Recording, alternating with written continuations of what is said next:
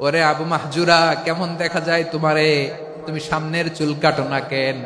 আবু মাহজুরা বলে, আমি হাঁটু গেড়ে পেয়ারা নবীর সামনে বসেছিলাম, আমার এই মাথার চুলের মধ্যে মুবারক হাত লাগিয়ে বিশ্বনবী নিজে আমাকে আজানের প্রতিটা বাক্য শিক্ষা দিয়েছেন। বিশ্বনবীর মোবারক হাত, পবিত্র হাত আমার মাথার চুলের যে জায়গায় লেগেছে, আমি চাই ওই চুলগুলা নিয়ে আমি আমার কবরের ভিতরে যাব। সাইয়েদনা আবু মাহজুরা রাদিয়াল্লাহু তাআলা আনহু ইন্তেকালের আগের পর্যন্ত মাথার সামনের চুলগুলা কাটে নাই। আজারি সাহেবের আগমন আদ-দ্বীন ফাউন্ডেশনের পক্ষ থেকে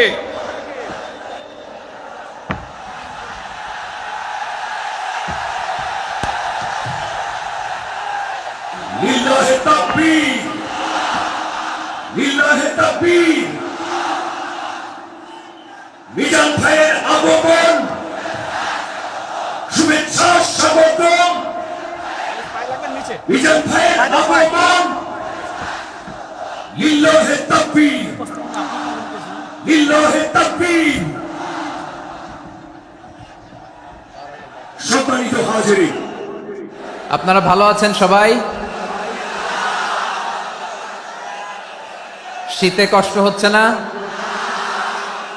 মাশাআল্লাহ। 3 দিন ব্যাপী তাফসীরুল কোরআনের প্রোগ্রামের সমাপনী রজনী আজকে। আমি খুব লম্বা সময় নিব না, এটা তো আমার বিভাগীয় প্রোগ্রাম, খুলনা বিভাগের প্রোগ্রাম পেয়ে গেছে যশোর। মাশাআল্লাহ, 9টা প্যান্ডেল আছে, এখানে ধাক্কাধাক্কির কোনো মানি হয় না। তোমরা ধাক্কাধাক্কি করবা, এই জন্য প্যান্ডেল করা হয় নাই 9টা। বসো, কোনো কথা নাই। অনেক আলোচনা হয়েছে 3 দিন ব্যাপী, দেশ বরেণ্য প্রথিতযশা ওলামায়ে হযরতের মুখে আপনারা অসংখ্য কথা শুনেছেন। আমলের জন্য এগুলোই যথেষ্ট, নতুন করে আমার বলার কিছুর দরকার নাই। নতুন করে উপস্থাপনের মতো বলার মতো আমার কাছে কিছু নাইও। যা বলার 1500 বছর আগে আল্লাহ তাআলা উম্মাকে বলে দিয়েছেন, ঠিক কিনা? এমন কিতাব দান করেছে যে কিতাবে ভুল নাই, যতই পড়ি ততই শেখা যায়। বিয়ন্ডলেস, বাউন্ডলেস, বটমলেস, কুল কিনারা নাই, কুল কিনারাবিহীন সাগর, পড়েন সুবহানাল্লাহ। আসুন এখানে আসার বসার এই প্রোগ্রামে অংশগ্রহণ করার উদ্দেশ্যকে, নিয়তকে আমরা খালেস করে নেই। আজকে আমরা যা শুনবো শিখবো আমলের নিয়তে শুনবো, ঠিক কিনা বলেন? শেষ পর্যন্ত নীরবতা বজায় রাখবো। আমি উঠবো, আপনারা উঠবেন। এর আগে ওঠা যাবে না। স্কেডিউলে একটু চেঞ্জ এসেছে, এশার সালাত হয়নি। আমার আলোচনার পরপরই আজান হবে, এশার সালাতে আমরা জামাতে অংশগ্রহণ করে একসাথে বিদায় নেব ইনশাল্লাহ। বলেন, যে টপিকটি নিয়ে আমি আপনাদের সামনে আজকে কথা বলতে চাই, টপিকটি অনেক গুরুত্বপূর্ণ। টপিকটি হচ্ছে হিউম্যান রিসোর্স ডেভেলপমেন্ট, মানব সম্পদ উন্নয়ন। কারণ আল্লাহ তাআলা আমাদের যা দেখ আর না দেখ এটা দিছে। মানুষ আর মানুষ, 18 কোটি মানুষ, ঠিক কিনা? এই 18 কোটির জনসংখ্যার দেশে বসবাস করে আমরা খুশি না বেজার? খুশি হইতে হবে, বেজার হইেন না। জাপানের খবর জানেন? তাদের গ্রোথ রেট নিচের দিকে, উল্টো। জনসংখ্যা নাই, বাচ্চা নিলে, সন্তান নিলে গভর্নমেন্ট তাদের টাকা দেয়। আমাদেরকে আল্লাহ তাআলা দয়া করে মায়া করে এই সম্পদটা দিয়েছেন। এই মানব সম্পদকে যেন আমরা কাজে লাগাই ইনশাআল্লাহ। পড়েন সবাই। হিউম্যান রিসোর্স ডেভেলপমেন্ট অনেক জনগুরুত্বপূর্ণ বিষয়, খুব সেনসিটিভ বিষয়, বুঝতে হবে। যশোরের স্মার্ট ছেলেরা, এই যে আমি যাদেরকে দেখতে পাচ্ছি, all are the Gen Z of Jessore. যারা জেন জি, ওরা স্মার্ট, ওরা ইশারা ইঙ্গিতে কাজ করে। এই যে পুরো গদি উল্টায় দিছে, ঠিক কিনা? 24-এর ছাত্র নাগরিক অভ্যুত্থান আমাদের দেখিয়ে দিচ্ছে কিভাবে চোখের ইশারায় গদি উল্টে দিতে হয়। তো জেনজিদের নিয়ে বসেছে, ওরা তো স্মার্ট, ওরা ডিস্টার্ব করবে না। মেহরবানি করে আমার সাথে কানেক্ট করো, 1 to 1, brain to brain, eye to eye contact করো আমার সাথে। তাকাও, কষ্ট হলো আমার দিকে তাকাও, আওয়াজ করা যাবে না, আমার দিকে তাকাও। প্রিয় ভাইয়েরা, হিউম্যান রিসোর্স ডেভেলপমেন্টের ব্যাপারে কিছু কথা বলবো। এই যে আমাদের বিশাল জনসংখ্যা, এই জনসংখ্যাকে কি করে জনসম্পদে রূপান্তরিত করা যায় এ ব্যাপারে কথা বলবো। আমি সূরাতু বনী ইসরাইলের 70 নম্বর আয়াত তেলাওয়াত করেছি। এই আয়াতের আলোকে কিছু কথা আমি আপনাদের সামনে বলবো। আল্লাহ তাআলা ইরশাদ করছেন, ওয়ালাকাদ কাররামনা بني آدم وحملناهم في البر والبحر ورزقناهم من الطيبات وفضلناهم على كثير ممن خلقنا تفضيلا পড়েন আল্লাহু আকবার। রব্বুল আলামিন বলেন ওয়ালাকাদ কাররামনা বানি আদম, আমি বনি আদমকে সম্মানিত করেছি, বনি আদমকে মর্যাদা দিয়েছি। ওয়া হামালনাহুম ফিল বাররি ওয়াল বাহর, বনি আদমকে জলে স্থলে স্থলে এবং সমুদ্রে চলাচলের বাহন দিয়েছি। ওয়া রাযাকনাহুম মিনাত তাইয়্যিবাত, তাদেরকে পবিত্র রিজিকের বন্দোবস্ত করেছি। ওয়া ফাদ্দালনাহুম আলা কাসীরিম মিম্মান খালাকনা তাফদীলা, আর আমি আল্লাহ যাদেরকে সৃষ্টি করেছি তাদের মধ্য থেকে বনি আদমকে আমি শ্রেষ্ঠ বানিয়েছি। আমরা শ্রেষ্ঠ, আমরা আশরাফুল মাখলুকাত। আমরা কি এই যে এমনি চিল্লাচিল্লি করে জিজ্ঞাসা করলে বলে না, আমরা আশরাফুল মাখলুকাত। আমরা কি শ্রেষ্ঠ, সবার চেয়ে সেরা। আমাদের মতো করে আল্লাহ কাউকে বানায় নাই। দুই পায়ে ভর করে শির দ্বারা এরকম স্ট্যান্ড রেখে মাথা উঁচু করে দাঁড়াতে পারে এরকম কোন প্রাণী পৃথিবীতে আছে? এজন্য আল্লাহ বলেন ওয়ালাকাদ কাররামনা বানি আদম, আমি বনি আদমকে সম্মানিত করেছি, তাদেরকে আমি মর্যাদা দিয়েছি। তাদেরকে আমি যত মর্যাদা দিয়েছি আমার কোন সৃষ্টিকে এত মর্যাদা দেই নাই। পড়েন সুবহানাল্লাহ। I have dignified the status of the sons of Adam, আদমের সব সন্তানের মর্যাদা আমি বাড়িয়েছি। আল্লাহ এখানে বলেননি ওয়ালাকাদ কাররামনাল মুমিনিন, আমি মুমিনের মর্যাদা বাড়িয়েছি, বলেছেন? আল্লাহ এখানে বলেন নাই ওয়ালাকাদ কাররামনাল মুসলিমিন, আমি মুসলিমের মর্যাদা বাড়িয়েছি। আল্লাহ বলেছেন ওয়ালাকাদ কাররামনা বানি আদম, আমি বনি আদমের সম্মান বাড়িয়েছি। হোক সে মুমিন কিংবা কাফের, মুসলিম কিংবা মুশরিক, আস্তিক কিংবা নাস্তিক, আরব কিংবা অনারব, যেই হোক না কেন আদম সন্তান সবগুলার মর্যাদা বাড়ায় দিয়েছে কে? সবার মর্যাদা আল্লাহ বাড়িয়েছে। মানুষ হিসেবে মর্যাদা। বিশ্বনবী সাল্লাল্লাহু আলাইহি ওয়াসাল্লাম ইহুদির লাশ দেখে দাঁড়িয়ে গেলেন। কার লাশ? আমার যশোরের ভাইয়েরা আওয়াজ করে বলুন, কার লাশ? ইহুদির লাশ দেখে দাঁড়ায় গেলেন। সাহাবারা বললেন ইয়া রাসূলুল্লাহ, আপনি দাঁড়ালেন যে, এটা তো ইহুদির লাশ। বিশ্বনবী বললেন আওয়ালাইসাত নাফসান, এটা কি মানুষ নয়? এটা হোক ইহুদি হোক খ্রিস্টান, এটা তো মানুষ। আমি মানুষ দেখে দাঁড়িয়েছি। আই স্যালিউট দ্য হিউম্যানিটি, আমি মানবতাকে সম্মান করেছি। পড়েন সুবহানাল্লাহ। তাহলে এই জমিনে মানুষের মর্যাদা বেশি, হোক আস্তিক হোক নাস্তিক, হোক মুমিন কিংবা কাফের। আদমের সন্তান হলে, মানুষ হলেই তার মর্যাদা বাড়িয়েছে কে? আমার কলিজার টুকরা যশোরের ভাইয়েরা, মানুষের মর্যাদা আল্লাহ এত বাড়িয়েছেন। মানুষ জীবিত থাকলেও যেমনি মর্যাদাবান, মরে গেলেও মর্যাদাবান। সুবহানাল্লাহ পড়েন। মানুষ মরে গেলে এই ডেড বডিটা কি হয়? পচে যায়, গলে যায়, মাটির সাথে মিশে যায়। তাই বলে আপনি ডেড বডির সাথে যাচ্ছে তাই করতে পারবেন না। পারবেন? কেউ যদি অন্যায় করে তাকে যদি আপনি শাস্তির আওতায় আনেন, যা মনে চায় করতে পারবেন না। তারা আগুন দিয়ে পোড়াতে পারবেন না, নাক কাটতে পারবেন না, কান কাটতে পারবেন না, অঙ্গ বিকৃতি করতে পারবেন না। কারণ মানব জাতির মর্যাদা স্বয়ং দিয়েছে কে?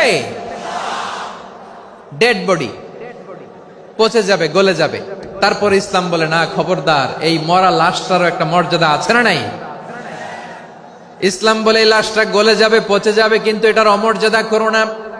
কর্পূর দিয়ে, খেজুর পাতা দিয়ে এটাকে ওয়ার্ম ওয়াটার দিয়ে, গরম পানি দিয়ে ধৌত করো। সাদা শুভ্র ধবধবে কাপড় দিয়ে লাশটাকে তুমি কাভার করো। তারপরে খাটিয়ার মধ্যে লাশটাকে রেখে বিশাল একটা প্রোগ্রাম করো, একটা ফিউনারাল প্রোগ্রাম করো।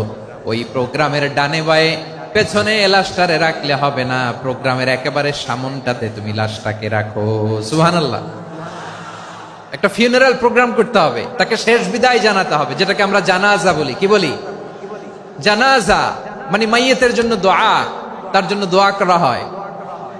তাকে একটা সিস্টেমেটিক অর্ডারে কবরে রাখা হয়, সুন্দরভাবে সেটাকে কবরস্থ করা হয়, মাটি দেয়া হয়, পানি দেয়া হয়। তার মানে মরে গেলেও মানুষের সম্মান বাড়ায় দিয়েছে কে? এজন্য আল্লাহ বললেন ওয়ালাকাদ কাররামনা বানি আদম, বনি আদমের সম্মান মর্যাদা আমি আল্লাহ বাড়িয়ে দিয়েছি। মানুষের সম্মানে তুমি কখনো আঘাত করো না, ঠিক কিনা? তাহলে ভাই প্রথম মেসেজ হচ্ছে the first and foremost message tonight to the people of জাসর। আল্লাহ বলেন, I have dignified the status of son of Adam. আমি বনি আদম সবার মর্যাদা বাড়িয়ে দিয়েছি, হোক আস্তিক নাস্তিক, হোক কাফের কিংবা মুশরিক, তার মর্যাদা বাড়াই দিছে কে? যখন বন্যা হয় আমরা ত্রাণ নিয়ে যাই, আমরা শুধু মুসলমানদেরকে ত্রাণ দেই নাকি?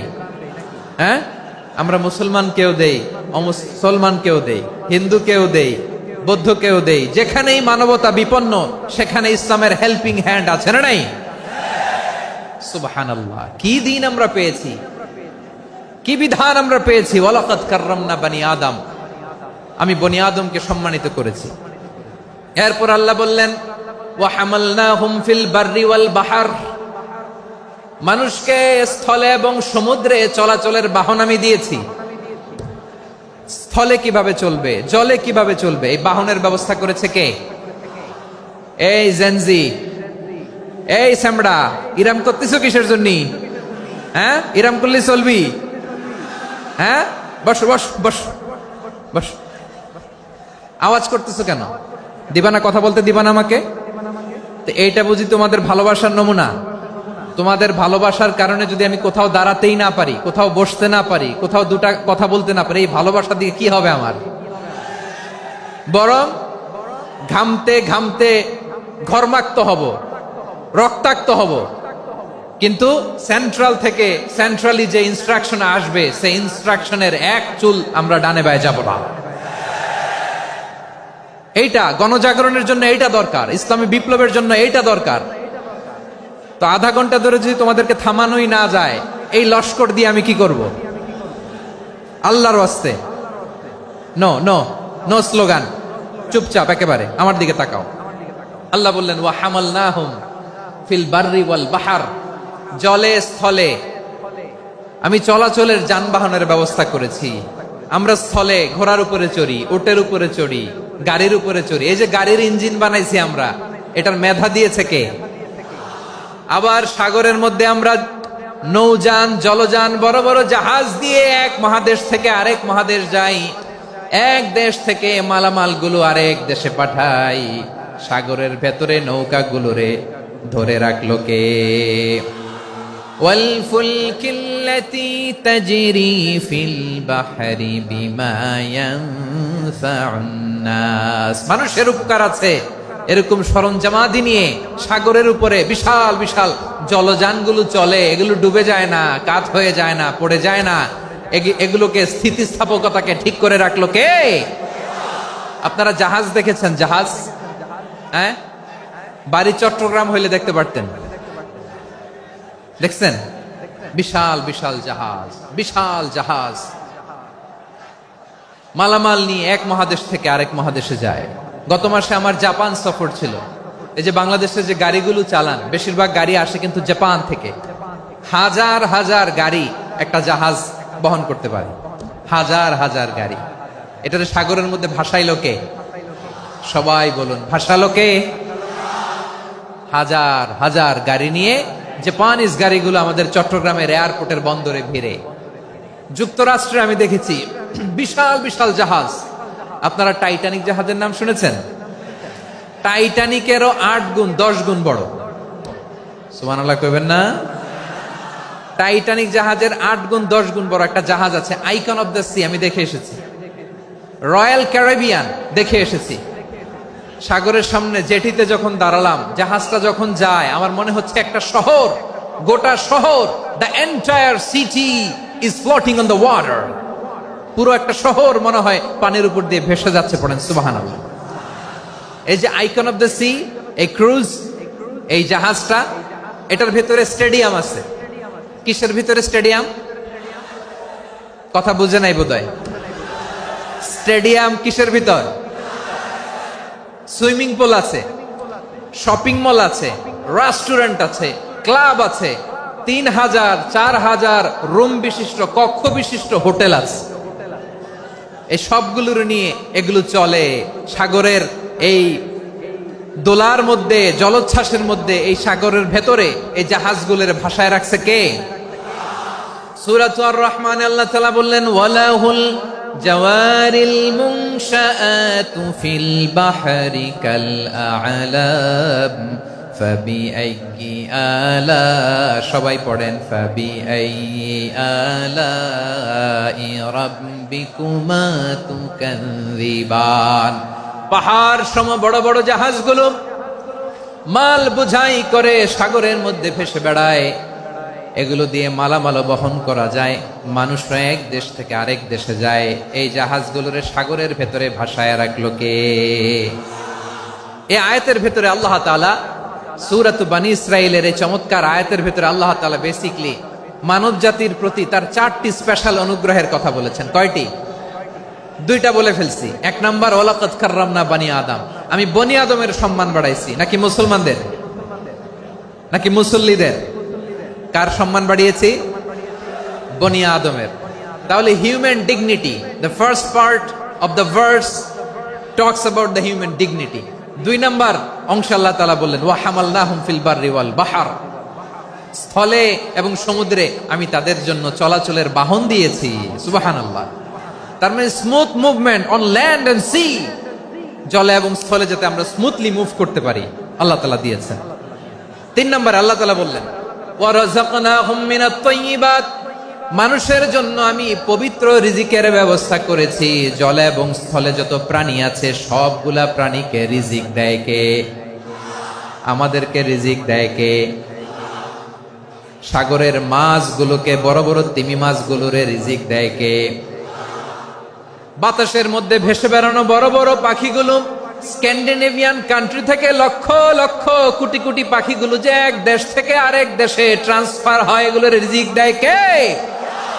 রব্বুল আলামিন বলেন ওয়ামা মিন দাব্বাতিন ফিল আরদি ইল্লা আলাল্লাহি রিজকুহা ওয়া ইয়ালামু মুস্তাকাররাহা ওয়া মুস্তাওদাআহা কুল্লুম ফি কিতাবিম মুবিন। আল্লাহু আকবার। রব্বুল আলামিন বলেন ভূপৃষ্ঠে বিচরণশীল যত প্রাণী আছে সব প্রাণীগুলোকে আমি আল্লাহ আমার নিজের কুদরতে রিজিকের বন্দোবস্ত করি।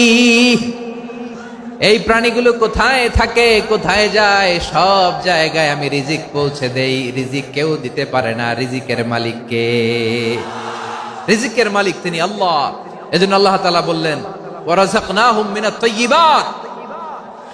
এরপরে আল্লাহ বললেন ওয়া ফাদ্দালনাহুম আলা কাসীরিম মিম্মান খালাকনা তাফদীলা। আমি যত প্রাণী সৃষ্টি করেছি সকল প্রাণীর মধ্যে মানুষের মর্যাদা শ্রেষ্ঠত্ব আমি দিয়েছি। সুবহানাল্লাহ পড়েন। তাহলে 1 নম্বরে আল্লাহ বললেন আমি বনী আদমের মর্যাদা বাড়ালাম। এরপরে বললেন স্থলে এবং সমুদ্রে চলাচলের জন্য যানবাহন দিলাম। 3 নম্বরে আল্লাহ বললেন পবিত্র রিজিকের ব্যবস্থা করে দিলাম। এরপরে আল্লাহ বললেন যত প্রাণী আছে, সৃষ্টি আছে, সবগুলার উপরে আমি মানুষকে শ্রেষ্ঠত্ব দিলাম। সুবহানাল্লাহ। তাহলে সবচেয়ে বেশি শ্রেষ্ঠত্ব মানুষের। কার? মানুষের। শুধু তাই নয় প্রিয় ভাইরা, আকাশ এবং জমিনে যা কিছু আছে সবকিছু মানুষের জন্য, মানুষের কল্যাণে, মানুষের প্রয়োজনে, মানুষের বশীভূত করে সৃষ্টি করেছেন কে? রব্বুল আলামিন বলেন হুয়াল্লাযী খালাকা লাকুম মা ফিল আরদি জামিআ। এই জমিনের মধ্যে যা কিছু আমি আল্লাহ সৃষ্টি করেছি সব কিছু আমি মানুষের জন্য সৃষ্টি করেছি। পড়েন সুবহানাল্লাহ। হুয়াল্লাযী খালাকা লাকুম মা ফিল আরদি জামিআ, যা আছে সব আমাদের জন্য, সব আমাদেরকে সার্ভিস দেওয়ার জন্য, আমাদের উপকারের জন্য, আমাদের কল্যাণের জন্য। আওয়াজ করে সবাই পড়ুন আল্লাহু আকবার। অন্য আয়াতে আল্লাহ বললেন ওয়াসাখখারা লাকুম মা ফিস সামাওয়াতি ওয়া মা ফিল আরদি জামিআম মিন ইন্না ফি যালিকা লাআয়াতিন লিকাউমি ইয়াতাফাক্কারুন। প্রথমে আল্লাহ বললেন জমিনে যা আছে সব তোমাদের কল্যাণে আমি সৃষ্টি করলাম। এরপরে আল্লাহ বললেন, আকাশেও যা আছে সব তোমাদের জন্য সৃষ্টি করলাম, তোমাদের অনুগত বানায় দিলাম। পড়েন সুবহানাল্লাহ।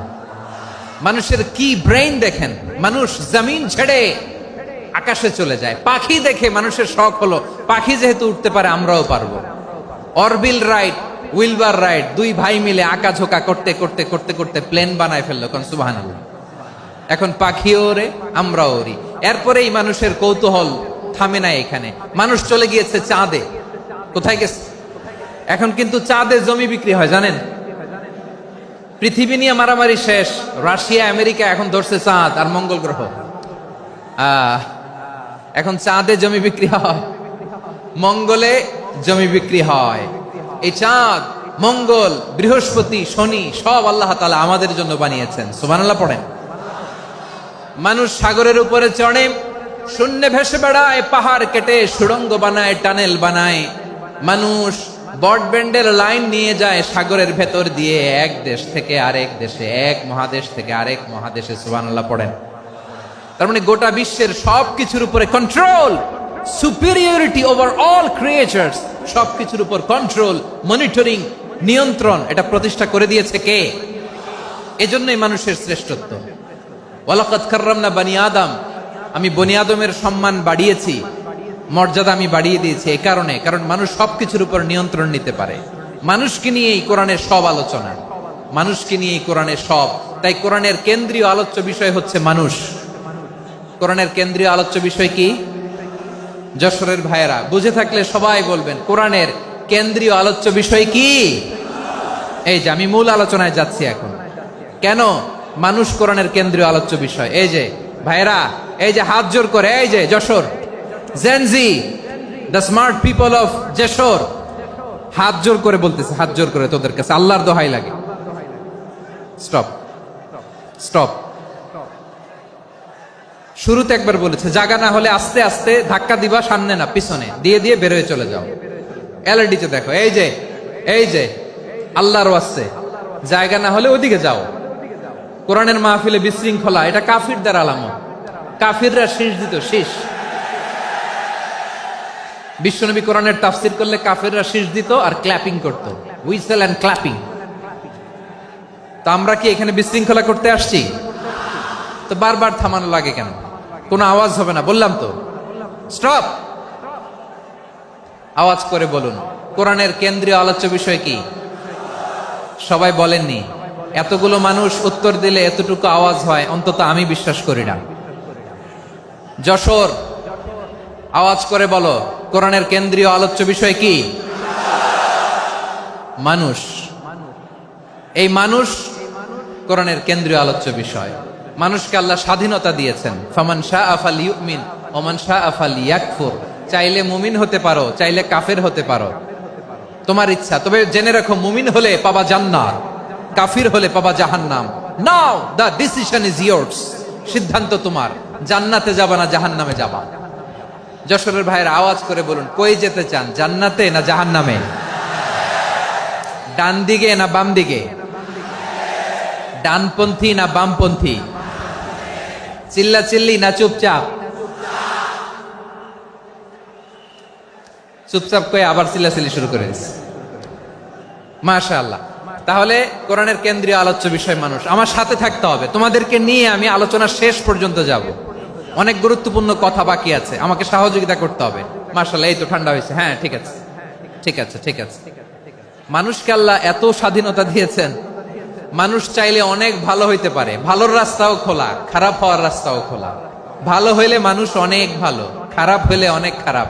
ভালো হইলে সবচেয়ে ভালো, খারাপ হইলে সবচেয়ে খারাপ। এজন্য সিদ্ধান্ত আপনাকে নিতে হবে। আল্লাহ তাআলা বলছেন, লাকাদ খালাকনাল ইনসানা ফি আহসানি তাকওয়িম সুম্মা রাদাদনাহু আসফালা সাফিলিন। আমি মানুষকে অনেক সুন্দর অবয়বে, সুন্দর আকৃতিতে সৃষ্টি করেছি। তার শুধু চেহারার ডিজাইনটাই সুন্দর নয়, তার ব্রেনটা বড্ড সুন্দর, তার মানসিকতা বড্ড সুন্দর, তার সৃজনশীলতা বড্ড সুন্দর। পড়েন সুবহানাল্লাহ। আমাদের চেহারা, অবয়ব, ডিজাইন যে সুন্দর তা না, আমাদের ব্রেনটা অনেক সফিস্টিকেটেড ব্রেন, অনেক সফিস্টিকেটেড। এই 1.5 কেজি ব্রেন ইউজ করে মানুষ গোটা বিশ্বে সভ্যতা বিনির্মাণ করেছে, ঠিক কিনা? এই ব্রেন আল্লাহ তাআলা আমাকে দিয়েছে। এটারে কাজে লাগালে, আপনার 6 সেন্স কাজে লাগালে আপনি অনন্য মানুষ হয়ে উঠবেন, মহামানবে রূপান্তরিত হবেন। মানুষ হতে পারে, চাইলেই মহামানব হতে পারে। আবার যদি মানুষ চায় খারাপও হতে পারে। আল্লাহ বললেন শুধু ভালোই না, ভালো হতে চাইলে অনেক ভালো তুমি হতে পারো, আবার খারাপ হতে চাইলে অনেক খারাপ তুমি হতে পারো। সুম্মা রাদাদনাহু আসফালা সাফিলিন।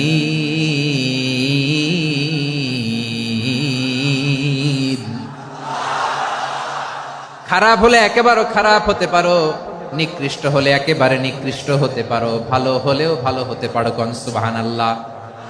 এবার আওয়াজ করে বলুন, ভালো হতে চাই না খারাপ? শ্রেষ্ঠ না নিকৃষ্ট? মানুষ ভালো হলে মানুষ ফেরেশতার চেয়েও ভালো, মানুষ খারাপ হলে সে পশুর চেয়েও খারাপ। কথা ঠিক কিনা বলেন? ভালো হলে ফেরেশতার চেয়েও ভালো, খারাপ হলে পশুর চেয়েও নিকৃষ্ট। তার মানে শ্রেষ্ঠত্বে মানুষ, শ্রেষ্ঠত্বে ফেরেশতাকে হার মানায়, আর অধপতনে শ্রেষ্ঠত্বে ফেরেশতাকে ছাড়িয়ে যায়, আর অধপতনে পশুকেও হার মানায়। আই রিপিট, আমি আবারও বলছি, মানুষ শ্রেষ্ঠত্বে ফেরেশতাকে ছাড়িয়ে যায়, আর অধপতনে সে পশুকেও হার মানায়। আওয়াজ করে বলতে হবে ঠিক কিনা? এটার প্রমাণ কি? মানুষ শ্রেষ্ঠ হইলে যে ফেরেশতার চেয়েও সেরা, তার প্রমাণ কি? আল্লাহ তাআলা বলছেন, ওয়া ইয কুলনা লিল মালাইকাতি ইসজুদু লি আদম ফাসাজাদু ইল্লা ইবলিস আবা ওয়াস্তাকবারা ওয়া কানা মিনাল কাফিরিন।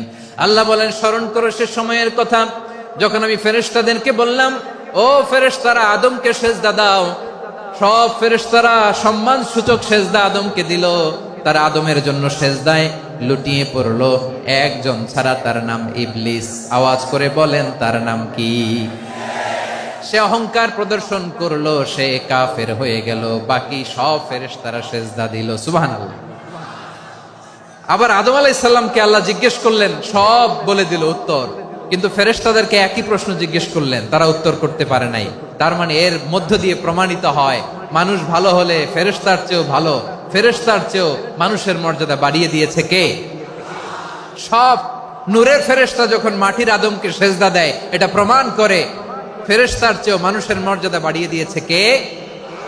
তুমি মাটির আদমকে প্রথম সৃষ্টি করিয়া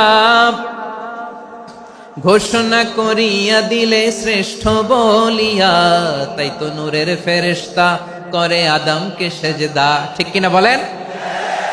তাই তো নূরের ফেরেশতা করে আদমকে সেজদা, সবার চেয়ে সম্মান দিলে মাটির আদমকে।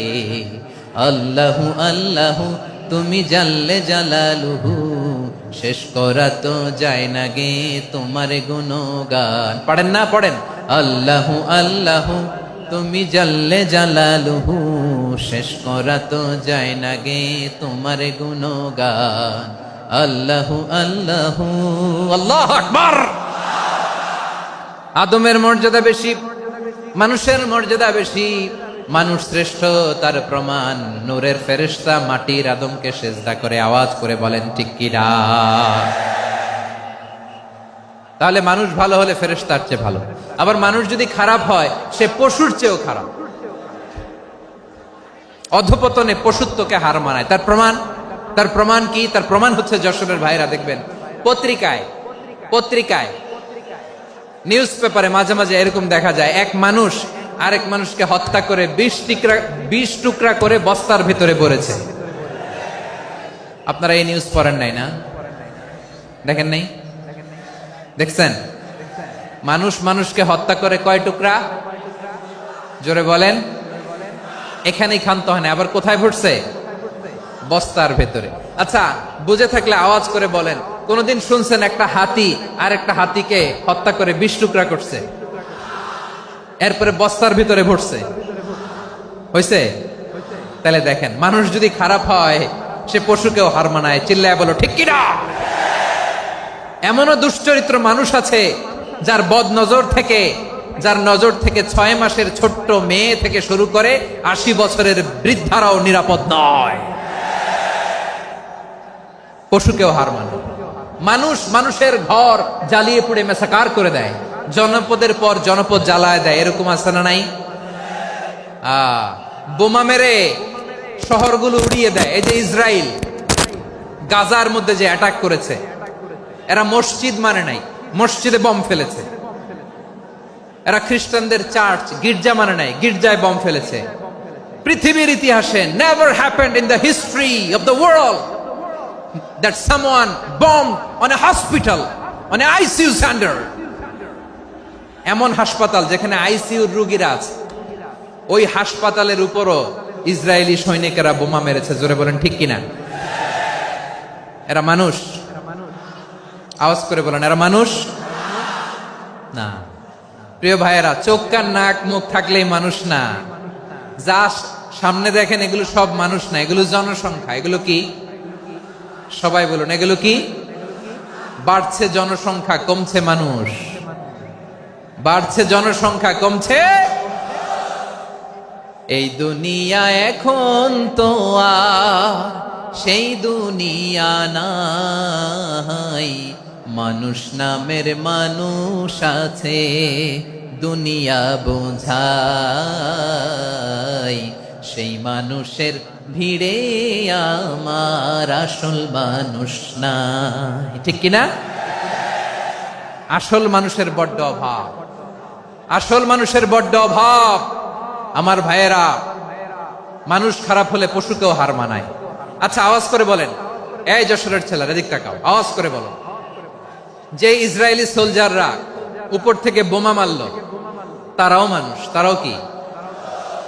ওরাও রক্তে মাংসে মানুষ, ওদেরও পরিবার আছে। বোমা মেরে যেই মেয়েটাকে তারা অনাথ বানায়, ইয়াতিম বানায়, ও কিন্তু বাসায় ওর মেয়েটাকে রেখে আসছে। ঠিক কিনা বলেন? বম্বিং করে যে বাবাকে মেরে, স্বামীকে মেরে স্ত্রীকে বিধবা বানায়, তারও ঘরে স্ত্রী আছে। উপর থেকে বম মেরে মানুষ মেরে দিচ্ছে, তারাও মানুষ। 1945 সালের 6ই আগস্ট আমেরিকান সোলজাররা হিরোশিমায় বম মেরেছে। আমি নিজে দেখে এসেছি জাপানের হিরোশিমাতে। সকাল 8:15 মানুষ কেউ অফিসে যাচ্ছিল, কেউ খেতে খামারে কাজ করতে যাচ্ছিল। লিটল বয় নামে একটা বোম মেরেছে তারা। এই বোমের আঘাতে, পারমাণবিক এই বোমার রেডিয়েশনে আঘাতে, বোম ব্লাস্ট হওয়ার পরে মুহূর্তের মধ্যে 1,40,000 নাই। উপর থেকে যারা মারতেছে এরাও মানুষ, যাদেরকে মারলো তারাও। তার মানে মানুষে মানুষে পার্থক্য আছে না? নেই? মানুষে মানুষে পার্থক্য আছে। নাক কান চোখ মুখ থাকলেই মানুষ নয়। বাড়ছে জনসংখ্যা, কমছে মানুষ। চিল্লায় বলো ঠিক কিনা? তাহলে আমরা বুঝলাম, মানুষ ভালো হলে অনেক ভালো, খারাপ হলে অনেক খারাপ। ও আমার কলিজার টুকরা যশোরের ভাইয়েরা, আসুন না 3 দিন ব্যাপী এই তাফসিরুল কোরআনের ঐতিহাসিক প্রোগ্রাম থেকে আমরা সিদ্ধান্ত নেই, আমরা ভালো মানুষ হব নাকি খারাপ মানুষ হব। কলিজা থেকে, প্রাণ থেকে আওয়াজ করে সবাই বলুন, ভালো মানুষ নাকি খারাপ মানুষ? ভালো মানুষ হইতে হবে। ভালো মানুষ যারা জগৎটাকে এনলাইটেন করবে, যারা এনলাইটেন করবে, যারা সত্যের বীর সেনানী হয়ে দাঁড়াবে, যারা সত্যের পক্ষে কথা বলবে, যারা জালিমের মসনদকে ভেঙে খান খান করে দেবে। এরকম হওয়ার দরকার আছে না নাই? এরকম ভালো মানুষ আমরা হতে চাই কি চাই না? মানুষকে যত্ন নিলে মানুষ যে কত ভালো হয় আপনি কল্পনাও করতে পারবেন না। এই যে আপনাদের যশোরে যে ভালো ছেলেগুলো আছে, যে ভালো তরুণগুলো আছে, যে যুবকগুলো আছে, যে ভালো আলেমরা আছে, ভালো নেতারা আছে, সবাই যদি তাদের মতো হতো, পুরো যশোরটা একটা জান্নাতের টুকরা হয়ে যেত। আওয়াজ করে বলেন ঠিক কিনা? মানুষকে নার্চারিং করলে, মানুষকে পলিশ করলে, মানুষকে গ্রুমিং করলে, মানুষকে সঠিক তারবিয়া দিলে মানুষ অনন্য হয়ে ওঠে। প্রতিটি মানুষ অনন্য। আমি অনন্য, আপনি অনন্য, আমরা সবাই অনন্য। সুবহানাল্লাহ বলেন। মানুষকে আল্লাহ তাআলা দিয়েছেন অসীম ক্ষমতা, অসীম ক্ষমতা। সুবহানাল্লাহ। একটা মানুষ পারে না এমন কিছু নাই। একটা মানুষ পারেন এমন কিছু নাই, বিশ্বাস করতে হবে মানুষ যা কল্পনা করতে পারে ওইটা মানুষ করে দেখাতে পারে। যশোরের ভাইয়ের, আই রিপিট, আমি আবারও বলছি, এই চিল্লাচিল্লি করলে আমার এই গুরুত্বপূর্ণ কথা তোমরা মিস করবা। আমরা যখন আমার পিতার পৃষ্ঠদেশে ছিলাম, পিতার পৃষ্ঠদেশ থেকে শুক্রাণু যখন মায়ের গর্ভদেশে যেয়ে পড়ে, কতটা শুক্রাণু ভ্রমণ শুরু করে জানো? 20 কোটি শুক্রাণু। একবার সিমেন আউট হলে সেখানে 20 কোটি শুক্রাণু থাকে, ভ্রমণ শুরু করে। ওই 20 কোটি শুক্রাণুর মধ্য থেকে তুমি আমি আজকে এক বিকশিত শুক্রাণু মানব রূপে পৃথিবীতে এসেছি। সুবহানাল্লাহ। ওই 20 কোটি শুক্রাণুর প্রতিযোগিতায় সবাইরে পেছনে ফেলে সেদিন আমি সফল হয়েছিলাম, সেদিন আমি বিজয়ী হয়েছিলাম। সেদিন আমি এত ছোট ছিলাম, মাইক্রোস্কোপ দিয়েও আমার অস্তিত্ব টের পাওয়া যায় না। আমি এত তুচ্ছ ছিলাম, নগণ্য ছিলাম, আমার কান ছিল না, আমার চোখ ছিল না, আমার হাত ছিল না, আমার জন্য রিকমেন্ডেশন করার মতো মামু ছিল না, খালা ছিল না, কেউ ছিল না। তারপরেও ওই প্রতিযোগিতায়, ওই কম্পিটিশনে যখন আমারে কেউ হারাতে পারে নাই, আল্লাহর জমিনেও আমারে কেউ হারাতে পারে না। হারার জন্য তোমার জন্মই হয় নাই, তুমি আসছই জিতার জন্য। সুবহানাল্লাহ। বিশ্বনবী বলেন, আন্নাসু মাআদিন কামাআদিনি যাহাবি ওয়াল ফিদ্দা খিয়ারুহুম ফিল জাহিলিয়াতি খিয়ারুহুম ফিল ইসলাম। Peoples are like mines of gold and silver. সোনার খনি, রূপার খনি, এর চেয়েও বড় খনি হচ্ছে এই মানব সম্পদের খনি। আওয়াজ করে বলেন আল্লাহু আকবার। আল্লাহ তাআলা এই সম্পদ আমাদেরকে দিয়েছে। বিশ্বনবী বলেন, মানুষ হচ্ছে খনির মতো। খিয়ারুহুম ফিল জাহিলিয়াতি খিয়ারুহুম ফিল ইসলাম। জাহিলি যুগে যারা সেরা, ইসলামেও তারা সেরা। ইদা ফাকুহু, যদি তারা বুঝবান হয় তাহলে তাদেরকে সেরা বানায় দিবে কে? তাহলে মানুষের চেয়ে সেরা কেউ হতে পারে? মানুষের চেয়ে অনন্য কেউ হতে পারে? মানুষকে কেউ হারাতে পারে? আওয়াজ করে বলো, তোমাকে কেউ হারাতে পারবে? এই সাহস জাগছে আজকের আলোচনা থেকে। আমি তুমি অনন্য, আমাকে তোমাকে হারায়া দেওয়া এত সহজ না, ঠিক কিনা? একটা কথা জীবনের সাথে সেট করে নিতে হবে, আমি জিতি নয় শিখি, আমি কখনো হারি না। জীবনের সাথে সেট করে নাও, জেনজি অফ জেসর, আমি কখনো হারি না, আমি হয় জিতি নয় শিখি। চিল্লায় বলো ঠিক কিনা? আমি কখনো হারি না, আমার হারানো এত সোজা না।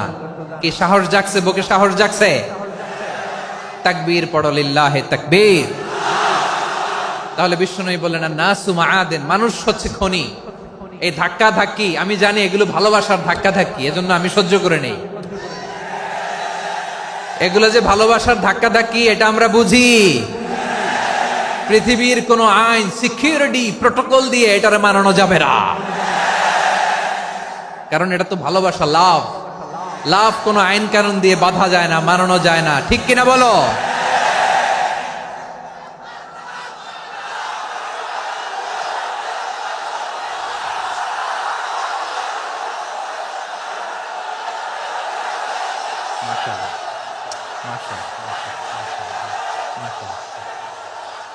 ঠিক আছে, বসুন বসুন বসুন। আল নাসু মাআদিন, মানুষ হচ্ছে খনি। এই খনির যত্ন নিতে হবে। আমার মা বাবা যারা এসেছেন, আপনার ছেলে মেয়ের যত্ন নেন। আপনার ছেলের মধ্যে যে কি পটেনশিয়াল আপনি জানেন না।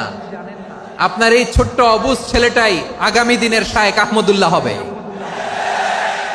আপনার হেফজখানায় পড়া ওই ছোট্ট ছেলেটাই আগামী দিনের আল্লামা মামুনুল হক হবে। আপনার ওই ছেলেটা আমির হামজা হবে, আব্দুল হাই সাইফুল্লাহ হবে। এভাবে বড় বড় আলেম হবে, তারা যুগশ্রেষ্ঠ আলেম হবে। সেই একদিন এই বাংলাদেশের পার্লামেন্টে যে বক্তব্য দিয়ে যশোরের পক্ষে কথা বলবে। আপনি জানেন না, কাউকে ছোট করবেন না আপনি। ওর কনফিডেন্স আপনি কমাবেন না, আপনি কমাতে পারেন না। প্যান্ডেলে আমার যে মা বোনেরা আছেন, ছেলে মেয়েদেরকে কখনো ছোট করে কথা বলবেন না। ও যে কোথায় যাবে আপনি জানেন না। আপনি মা হয়ে তাকে সাহস দিবেন, তার কল্পনার জগৎটাকে সাজাতে তাকে উৎসাহিত করবেন, ঠিক কিনা বলেন? আর আমার প্যান্ডেলের আমার প্রিয় শ্রদ্ধাশীলা মায়েরা বোনেরা, আপনারা তো আরো দামি সম্পদ। বিশ্বনবী বলেন, আর দুনিয়া কুল্লুহা মাতা। আল্লাহ আল্লাহ আল্লাহ, বিশ্বনবীর কথার ওজন দেখেন, আর দুনিয়া কুল্লুহা মাতা ওয়া খায়রু মাতা'আদ দুনিয়াল মারআতুস সালিহা। বিশ্বনবী বলেন, দুনিয়ায় যা দেখো সব আল্লাহর দেওয়া অ্যাসেট, মানে সম্পদ। আর এত অ্যাসেটের ভিড়ে সবচাইতে শ্রেষ্ঠ সম্পদ হচ্ছে নেককার নারী। সুবহানাল্লাহ। ভাইয়েরা বোনের সাথে খারাপ আচরণ করো না, সন্তান মায়ের সাথে খারাপ আচরণ করো না। আমাদের মায়েরা আমাদের asset, they are our priceless asset. কারণ এই মায়েদের পেটে এসেছে আল্লাহর ওলিরা, এই মায়েদের পেটে এসেছে খান জাহান আলী, এই মায়ের পেটে এসেছে শাহজালাল ইয়ামানি, এই মায়ের পেটে এসেছে আল্লাহর সব নবীরা। নাকি নবীরা আকাশ থেকে ধপ করে জমিনে নেমে আসছে? মায়ের পেটে আসছে। এই মায়ের পেটগুলো খনি। আমার সম্মানিতা মায়েরা বোনেরা, নিজেকে ইসলাম দিয়ে সাজান, নিজেকে ইসলাম দিয়ে সাজান, নিজেকে পবিত্র রাখুন, নিজের আব্রু ইমান ইজ্জতের হেফাজত করুন, কোরআন পড়ুন, সুন্নাহ পড়ুন। আপনি জানেন না আপনার গর্ভে কে আসছে, কোন ক্ষণজন্মা পুরুষকে আল্লাহ তাআলা আপনার গর্ভে পাঠাবে আপনি জানেন না। মায়েরা নিজেদেরকে পবিত্র রাখুন, ইসলাম চর্চা করুন, কোরআন চর্চা করুন, নৈতিকতা দিয়ে নিজেকে সাজান। যশোরের জেনজি, নিজেদেরকে প্রস্তুত রাখো আগামীর বাংলাদেশের জন্য। নৈতিকতা, মোরালিটি, ভ্যালিউজ দিয়ে নিজেকে সাজাও, ইসলাম দিয়ে নিজেকে সাজাও। কারণ আগামীর বাংলাদেশ ইসলামের বাংলাদেশ। বাংলাদেশের আসল পরিচয় ইসলাম। বাংলাদেশের আসল পরিচয় কি? সবাই বলে না। বাংলাদেশের আসল পরিচয় কি? এই ইসলাম নিয়ে আমরা সংসদ ভবন সাজাবো, রাজি আছি না নাই? শেকড় ভুলে যাওয়া যাবে না। আমরা ধাপে ধাপে শারিয়া আইনের দিকে যাব ইনশাআল্লাহ, কিন্তু জঙ্গিবাদ দিয়ে নয়, কট্টর পন্থা দিয়ে নয়। আমরা ইন্টেলেকচুয়ালি, গ্রাজুয়ালি, ধাপে ধাপে শারিয়া আইনের দিকে মুভ করব ইনশাআল্লাহ। বলো লিল্লাহি তাকবীর। এদেশের আসল পরিচয় সবাই বলে না, আওয়াজ করে, এদেশের আসল পরিচয়। এদেশে আজান শুনে সূর্য ওঠে শহর গ্রামে, এদেশে আজান শুনে সূর্য ডুবে সন্ধ্যা নামে, এদেশে সকল কাজে সবাই বলে বিসমিল্লাহ, এদেশে ভালো কিছু দেখে শুনে হাসি মুখে সবাই বলে মাশা আল্লাহ। সুবহানাল্লাহ, সুবহানাল্লাহ, সুবহানাল্লাহ, সুবহানাল্লাহ, সুবহানাল্লাহ, সুবহানাল্লাহ, সুবহানাল্লাহ, সুবহানাল্লাহ। ও নবীন তরুণ, তোমার কিসের এত ভয়? জেনে রেখো বাংলাদেশের আসল পরিচয়। বাংলাদেশের আসল পরিচয় ইসলাম। আওয়াজ তুলে বলো, আসল পরিচয় কি? এদেশে পরস্পরে দেখা হলে দেয় সালাম, এদেশে আমজনতার হৃদয় জুড়ে পাক্কালাম। ঠিক কি না? এদেশে বিপদ এলে সর্বজনে সর্বক্ষণে দোয়া পড়ে ইন্না লিল্লাহ, সুবহানাল্লাহ, সুবহানাল্লাহ, সুবহানাল্লাহ, সুবহানাল্লাহ। এদেশে আজান শুনে সূর্য ওঠে শহর গ্রামে, এদেশে আজান শুনে সূর্য ডুবে সন্ধ্যা নামে, এদেশে সকল কাজে সবাই বলে বিসমিল্লাহ, এদেশে ভালো কিছু দেখে শুনে হাসি মুখে সবাই বলে মাশা আল্লাহ। সুবহানাল্লাহ, আওয়াজ করে সুবহানাল্লাহ, সুবহানাল্লাহ, সুবহানাল্লাহ, সুবহানাল্লাহ। সবাই একসাথে সুবহানাল্লাহ, সুবহানাল্লাহ, সুবহানাল্লাহ, সুবহানাল্লাহ। এদেশের আসল পরিচয় কি? আওয়াজ করে বলতে ভয় লাগে। এদেশের আসল পরিচয় কি? ইসলাম দিয়ে আমাদের সংসদ ভবন চলুক, আমরা চাই কি চাই না? বঙ্গভবনে লা ইলাহা ইল্লাল্লাহর পতাকা উড়ুক, আমরা চাই কি চাই না? প্রতিটি জেলা অফিসে, ডিসি অফিসে লা ইলাহার পতাকা ঝুলুক, আমরা চাই কি চাই না? কারা কারা চাই হাত তুলে আল্লাহরে দেখায়।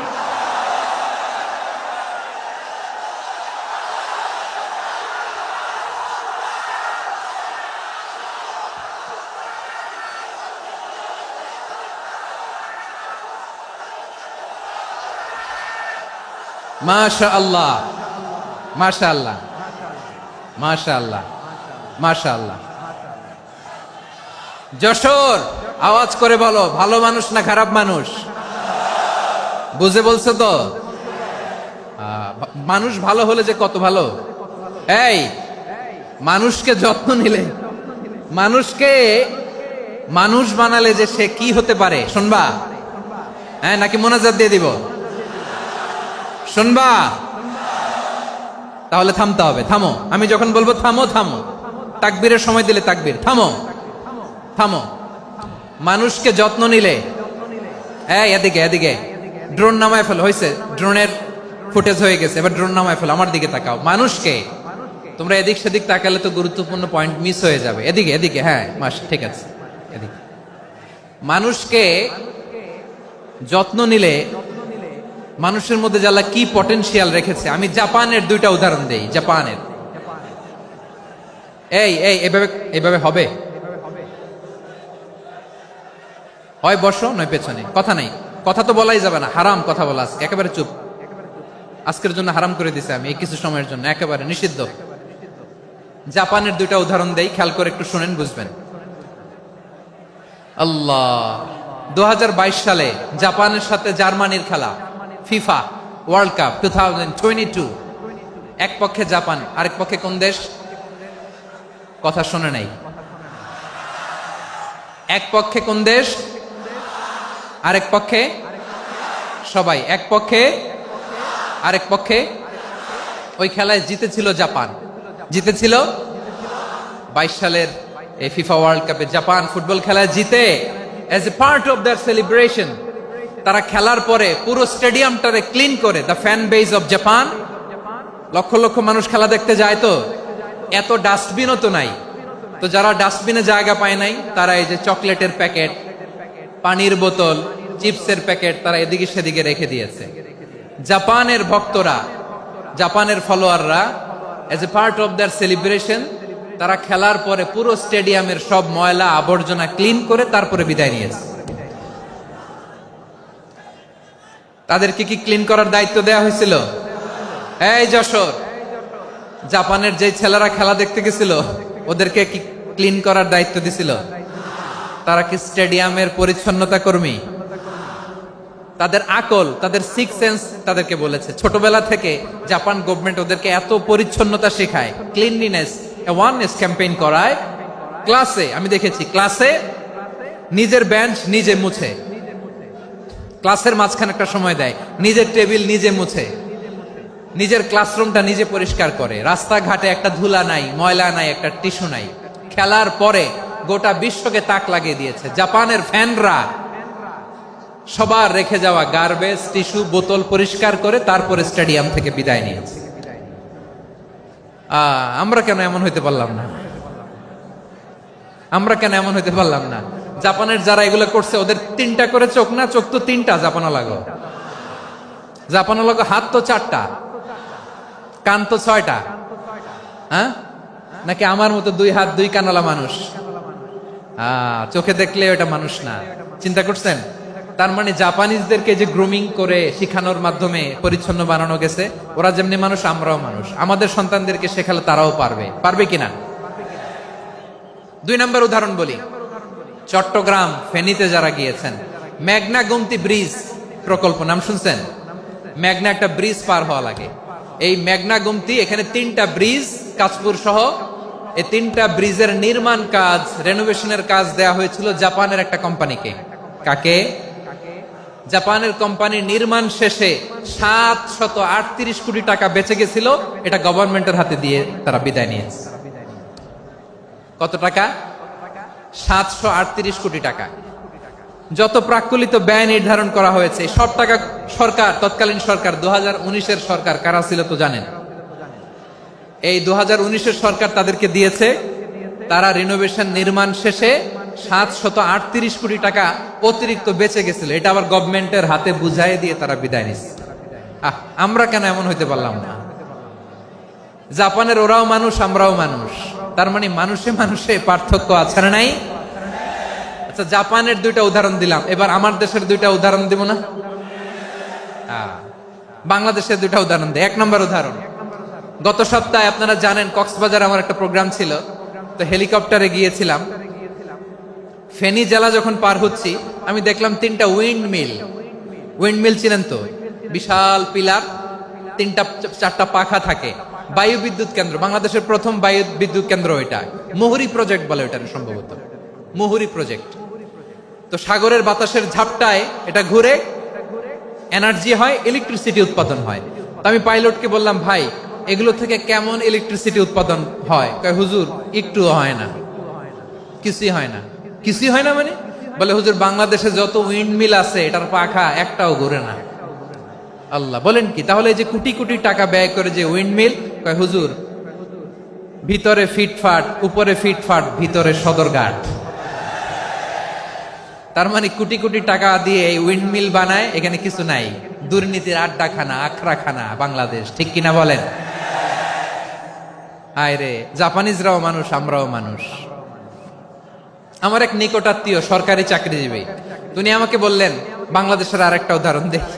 উনি আমাকে বললেন যে প্রতি বছর আমাদের অফিসের ফার্নিচার চেঞ্জ করে। আমি বললাম প্রতি বছর ফার্নিচার চেঞ্জ করে কেন? বলে যে ফার্নিচার নতুন পারচেজ করলেই তো ওইখানে টাকা, নতুন কিনতে পারলেই টাকা, নতুন উন্নয়নের সবক শোনাতে পারলেই টাকা। প্রথম আলোর রিপোর্ট, কি আলো? প্রথম আলোর রিপোর্ট, গত 15 বছরে উন্নয়নের নামে লুটপাট হয়েছে প্রায় 3.25 লাখ কোটি টাকা। কার রিপোর্ট? আমাদের বানানো কথা, প্রথম আলোর রিপোর্ট। গত 15 বছরে কারা ছিল জানেন তো? হ্যাঁ, শুধু ওনাদেরকেই দোষ দিয়ে লাভ নাই। স্বাধীনতার পর থেকে শুধু শাসকের হাত বদল হয়েছে, আমরা কিছু পাই নাই, ঠিক কিনা বলেন? শুধু ওনাদের দোষ দিয়ে কি লাভ? একদল খাইছে, আরেক দল খাওয়ার জন্য রেডি হয়ে আছে। আমরা এরকম চাই না। আমরা চাই স্বাধীন সার্বভৌম বাংলাদেশ, আমরা চাই দুর্নীতিমুক্ত বাংলাদেশ। আমি নিউজটা যে কতবার পড়লাম, এটা কি সম্ভব? 3.25 লাখ কোটি টাকা লুটপাট, মানে লুটপাট করতে করতে এদেশের জনগণকে ফুটপাতে বসায় দিচ্ছে। প্রিয় ভাইয়েরা, তাহলে জাপানের মানুষও মানুষ, আমরাও মানুষ। সিদ্ধান্ত আপনার, কোন মানুষ হবেন, ভালো মানুষ না খারাপ মানুষ? আজকের আলোচনার বিষয় হচ্ছে মানব সম্পদের উন্নয়ন, human resource development. It's a process to increase the capacity of knowledge, skill, capacity of the people of a country. একটা দেশের মানুষের জ্ঞান, তাদের দক্ষতা কি করে বাড়ানো যায়, বাড়িয়ে দেশের উন্নয়ন করানো যায়, এটাই হচ্ছে মানব সম্পদ উন্নয়নের মূল কথা। তাহলে মানব সম্পদ হচ্ছে একটা দেশের সবচাইতে শক্তিশালী পুঁজি। প্রাকৃতিক সম্পদ, খনিজ সম্পদের চেয়েও দামি হচ্ছে মানব সম্পদ। আমার প্রিয় যশোর, প্রাকৃতিক সম্পদ, খনিজ সম্পদের চেয়ে দামি সম্পদ কি সম্পদ? আল্লাহ তাআলা দয়া করে আমাদেরকে এই মানব সম্পদ দিয়েছেন। আসুন আমাদের এই মানুষগুলোকে আমরা সোনার মানুষ বানাই। রাজি আছেন তো সবাই? রাজি আছেন? মানুষ পারে না এমন কোনো কিছু নাই, চাইলে সব পারে। এজন্য মানুষকে তারবিয়া দিতে হবে, যথাযথভাবে তাদেরকে গড়তে হবে। আসুন আমরা সিরাতের আয়নায় বিশ্বনবীর জীবনী থেকে দেখি তিনি কিভাবে হিউম্যান রিসোর্সকে ম্যানেজ করতেন। যদি আপনাদের সময় হয়, দু একটা উদাহরণ দিয়ে আজকে আমি আমার আলোচনার বিদায় নিব। হবে সময় হবে কয়েক মিনিট? হ্যাঁ, শান্ত থাকবেন তো? শান্ত থাকবা? হ্যাঁ, ঠিক আছে। এই ধাক্কার মধ্যে ঢুকছে, এবার মজা বুঝতেছো তো? হ্যাঁ, মানা করছিলাম না? ঠিক আছে, টের পাও। হ্যাঁ, ঠিক আছে। যে আওয়াজ করবে আমি ওকে দেখতেছি, কে কে আওয়াজ করে দেখতেছি। শেষ কথা, শেষের দিকে চলে আসছি। বিষ্ণু ইসলাম কিভাবে হিউম্যান রিসোর্সকে ম্যানেজ করতেন, মজার কথা আছে কয়েকটা, বলে বিদায় নিব। বিশ্বনবী কিভাবে এই মানব সম্পদকে ম্যানেজ করতেন। বিশ্বনবী, he was a very good talent hunter, চৌকস ট্যালেন্ট হান্টার ছিল। কার মধ্যে কি ট্যালেন্ট আছে দেখলেই বুঝে ফেলতেন। সুবহানাল্লাহ পড়বেন না? কি নবী আমরা পেয়েছি। He was a very good talent hunter. আমার নবী, তিনি চৌকস ট্যালেন্ট হান্টার ছিলেন। কার মধ্যে কি প্রতিভা বের করতেন, ওই প্রতিভাকে ইসলামের কল্যাণে কাজে লাগাতেন। সুবহানাল্লাহ বলেন। যাকে যেই জায়গায় সেট করলে ভালো হবে তাকে ওই জায়গায় সেট করতেন। কয়েকজন সাহাবীর জীবনী শোনাই। আবু মাহজুরা রাদিয়াল্লাহু তাআলা আনহু, মক্কার মুয়াজ্জিন, আগে ছিল মুশরিক, পরে হইছে মুমিন। উনি কিভাবে মুমিন হইলেন এই ঘটনাটা একটু আপনাদের শোনাতে চাই। তা আপনাদের তো সময় নাই হাতে, হ্যাঁ সময় আছে? এই জেনজি শেষ করে দিল আজকের প্রোগ্রামটা। 1 ঘন্টা ধাক্কা ধাক্কি করে কেমনে দাঁড়ায় আছে আমি বুঝলাম না।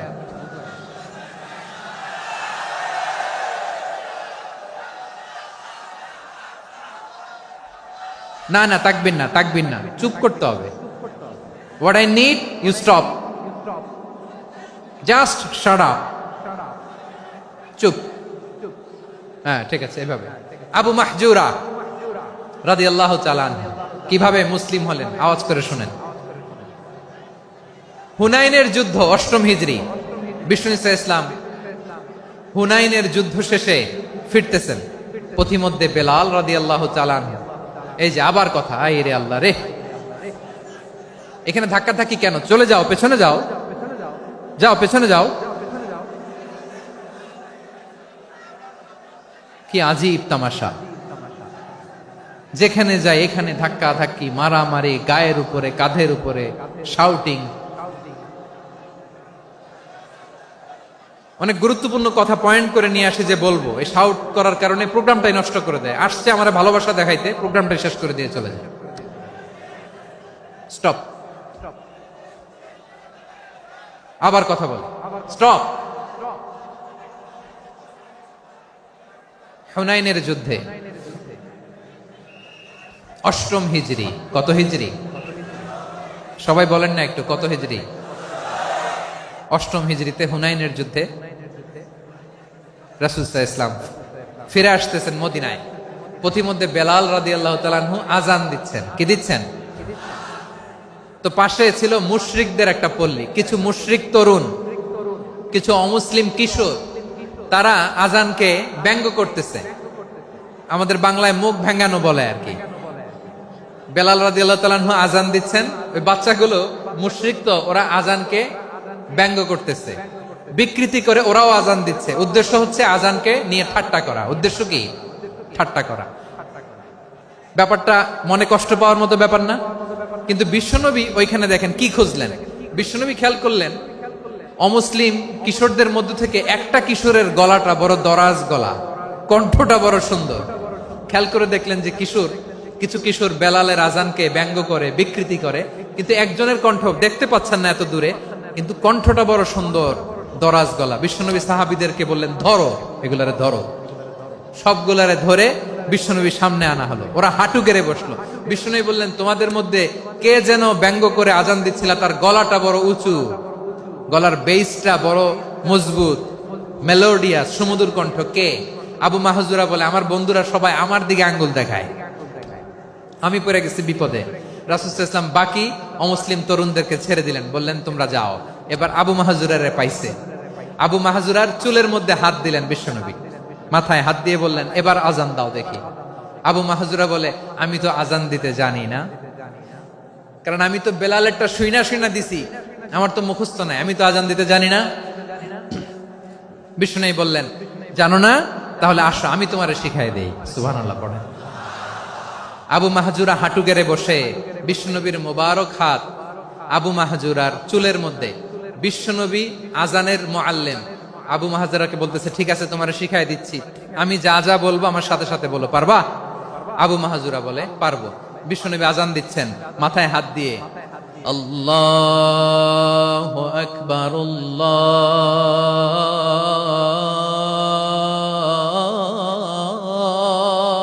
আকবার।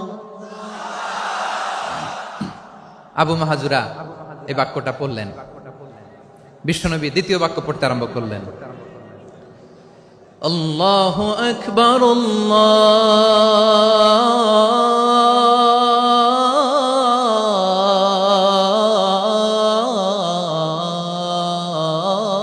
আল্লাহু আকবার। আবু মাহজুরা এই বাক্যটা বললেন। বিশ্বনবী আবু মাহজুরার মাথার মধ্যে হাত দিয়ে তৃতীয় বাক্য পড়লেন, আশহাদু আল্লা ইলাহা ইল্লাল্লাহ।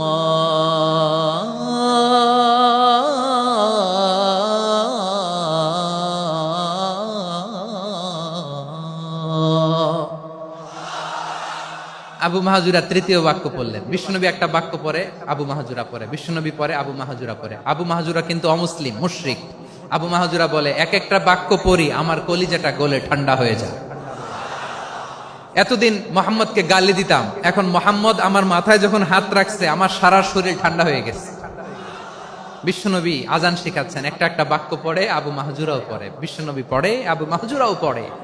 পুরো বাক্যগুলো যখন শেষ, আজান শেষ, আবু মাহাজুরাও যখন পুরো আজান পড়লেন, আবু মাহাজুরা বললেন, এতদিন মোহাম্মদের চেহারা দেখলে আমার ঘৃণা লাগতো, আজ থেকে মোহাম্মদের চেহারার চেয়ে প্রিয় চেহারা আমার কাছে নাই।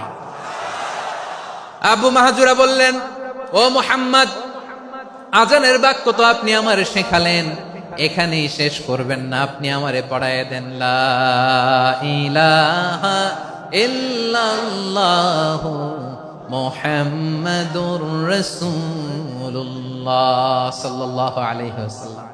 বিশ্বনবীর সাথে দাঁড়িয়ে উনি শাহাদা পড়ে মুসলমান হয়ে গেলেন। এবার আবু মাহাজুরা বলে, ইয়া রাসূলুল্লাহ, ইয়া হাবিবাল্লাহ, আমি মুমিন হয়েছি, মুসলমান হয়েছি, আপনার কাছ থেকে আজান শিখার সৌভাগ্য আমি লাভ করেছি গো নবী। আমার কণ্ঠের বড় তারিফ করেছেন, আপনি আমার আজানকে আপনি পছন্দ করেছেন। একটা জিনিস আপনার কাছে চাই, আপনি আমাকে মক্কার মসজিদুল হারামের মুয়াজ্জিন হিসেবে অ্যাপয়েন্ট করে দেন। বিষ্ণু ইসা ইসলাম বললেন, যাও আবু মাহজুরা, আমি তোমাকে পৃথিবীর শ্রেষ্ঠতম মসজিদ মক্কার মসজিদুল হারামের মুয়াজ্জিন হিসেবে অ্যাপয়েন্ট করে দিলাম। দেখছেন কিভাবে ট্যালেন্ট হান্টিং করতে হয়, কিভাবে হিউম্যান রিসোর্স মানব সম্পদকে ব্যবহার করতে হয়। আসছিল আজানকে ভেঙ্গাইতে, আসছিল কেন? আজানকে ব্যঙ্গ করার জন্য, বিকৃত করার জন্য। আজানকে বিকৃত করতে যে ইসলামের সবচেয়ে শ্রেষ্ঠ মসজিদের মুয়াজ্জিন হয়ে গেল। পড়েন সুবহানাল্লাহ।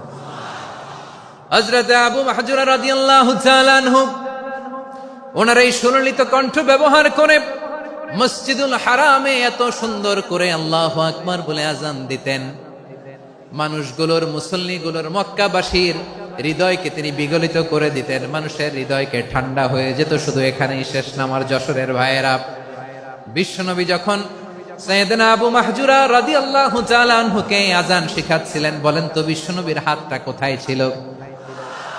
আবু মাহজুরার মাথার সামনে, এই চুলের উপরে ছিল। আবু মাহজুরা ওই স্মৃতিটাকে ধারণ করবার জন্য, ওই স্মৃতিকে বহন করার জন্য বিশ্বনবীর মোবারক হাত আবু মাহজুরার কপালের চুলের যেই জায়গায় লেগেছে, মৃত্যুর আগের দিন পর্যন্ত আবু মাহজুরা মাথার ওই চুলে কোনোদিন ছুরি আর কামার লাগায় নাই, সেখানে কেচি লাগায় নাই, চুলের মধ্যে খুর লাগায় নাই। আবু মাহজুরা ডান দিকের চুল কাটতো, বাম দিকের চুল কাটতো, পেছনের চুল কাটতো, সামনের চুল কাটতো না। আবু মাহজুরা রাদিয়াল্লাহু তাআলা আনহুর সামনের চুলগুলো বড় হতে হতে যখন এত বড় হয়ে যায়, তিনি চুলগুলো পেঁচিয়ে মাথার মধ্যে রাখতেন, তারপরে তিনি পাগড়ি পরতেন। সবাই জিজ্ঞেস করতো, আবু মাহজুরা, এটা আবার কেমন স্টাইল? দেখতে তোমারে কি বিদঘুটে লাগে, কেমন অড লাগে, কেমন খারাপ দেখা যায়। মক্কায় এমন কোন মানুষ তো দেখি নাই, ডানে চুল কাটে, বায়ে চুল কাটে, পেছনে চুল কাটে, সামনে কাটে না। ওরে আবু মাহজুরা, কেমন দেখা যায় তোমারে, তুমি সামনের চুল কাটো না কেন? আবু মাহজুরা বলে, আমি হাঁটু গেড়ে পেয়ারা নবীর সামনে বসেছিলাম, আমার এই মাথার চুলের মধ্যে মুবারক হাত লাগিয়ে বিশ্বনবী নিজে আমাকে আজানের প্রতিটা বাক্য শিক্ষা দিয়েছেন। বিশ্বনবীর মোবারক হাত, পবিত্র হাত আমার মাথার চুলের যেই জায়গায় লেগেছে, আমি চাই ওই চুলগুলা নিয়ে আমি আমার কবরের ভিতরে যাব। সাইয়েদনা আবু মাহজুরা রাদিয়াল্লাহু তাআলা আনহু ইন্তেকালের আগের পর্যন্ত মাথার সামনের চুলগুলা কাটে নাই, মাথার সামনের চুল তিনি কাটেন নাই। সুবহানাল্লাহ বিহামদি। কেমন ভালোবাসতেন বিশ্বনবী সাহাবীদেরকে, সাহাবারা কেমন ভালোবাসতেন বিশ্বনবীকে। সামনের চুলগুলো বড় হতে হতে এত বড় ছিল, পেঁচিয়ে রেখে পাগড়ি পরতেন, কাটতেন না। নবীর হাত লেগেছিল, সুবহানাল্লাহ পড়েন। তাহলে what is the lesson? Moral of the story কি? মোরাল অফ দ্য স্টোরি হচ্ছে, আসছিল আজানকে ব্যঙ্গ করার জন্য, বিকৃত করার জন্য, হয়ে গেল মসজিদুল হারামের মুয়াজ্জিন। দেখেন বিশ্বনবী একটা খারাপ সিচুয়েশনের মধ্যে থেকে কি ভালো জিনিস বের করে আনলেন। আমি যে শুরুতে বলেছি কিভাবে তিনি হিউম্যান রিসোর্সকে ডেভেলপ করেছেন, ম্যানেজ করেছেন। তিনি যে চৌকস ট্যালেন্ট হান্টার ছিল, দেখেন সবার মধ্যে থেকে এর বাছাই করে মুয়াজ্জিন বানাই দিয়েছেন। সুবহানাল্লাহ পড়েন। তার মানে এই না সবাইরে ধরে ধরে উনি মুয়াজ্জিন বানাইছেন। যার যেই ট্যালেন্ট আছে তাকে ওই কাজে অ্যাসাইন করেছেন। যার যেই প্রতিভা আছে তার প্রতিভাকে ইসলামের কাজে লাগিয়েছেন। সুবহানাল্লাহ পড়েন। যায়েদ বিন সাবিত রাদিয়াল্লাহু তাআলা আনহু নাম শুনেছেন? যশোর কথা বেরোয় না। যদি জিজ্ঞাসা সালমান খানের নাম শুনছেন, সবাই হাত তুলবে, জি হুজুর শুনছি, মানে সব দেখা শেষ। সালমান খান, আমির খান, অমুক খান, সব খান মুখস্থ, কিন্তু যায়েদ বিন সাবিতের নাম মুখস্থ নাই মুসলমানদের। যে সাহাবী মাথার সামনের চুল কাটে নাই, মসজিদুল হারামের মুয়াজ্জিন বানাইছেন বিশ্বনবী, সাহাবীর নাম কি? খায়া ফেলাইস, স্লোগানের সাথে খায়া ফেলাইস। আবু মাহজুরা, কি নাম? আবু মাহজুরা আল জুমাহি রাদিয়াল্লাহু তাআলা আনহু। এই নামটা আজকে নিয়ে যাইতে হবে যশোর। আবু মাহজুরা রাদিয়াল্লাহু তাআলা আনহু। 2 নম্বরে বলছিলাম যায়েদ বিন সাবিত রাদিয়াল্লাহু তাআলা আনহু। বিশ্বনবী দেখলেন মদিনার এই আনসারী সাহাবী হাইলি ট্যালেন্টেড, ইন্টেলেকচুয়াল, মেরিটোরিয়াস, জ্ঞানের প্রতি তার আকর্ষণ, মারাত্মক আকর্ষণ। বিশ্বনবী তাকে দায়িত্ব দিলেন, কোরআন যা নাজিল হয় তুমি লিখো, কাতিবুল ওহী বানায় দিলেন। সুবহানাল্লাহ। যায়েদ বিন সাবিতরে আবার আজান শিখান নাই, কারণ তার মধ্যে বিশ্বনবী প্রতিভা দেখেছেন, একাডেমিক প্রতিভা। বিশ্বনবীর একাডেমিক প্রজেক্ট গুলো তিনি হ্যান্ডেল করতেন। যায়েদ বিন সাবিত ছিল বিশ্বনবীর ব্যক্তিগত সচিব। কি ছিল? ব্যক্তিগত সচিব। বোঝেন নাই? বিশ্বনবীর ব্যক্তিগত সচিব এবং দোভাষী।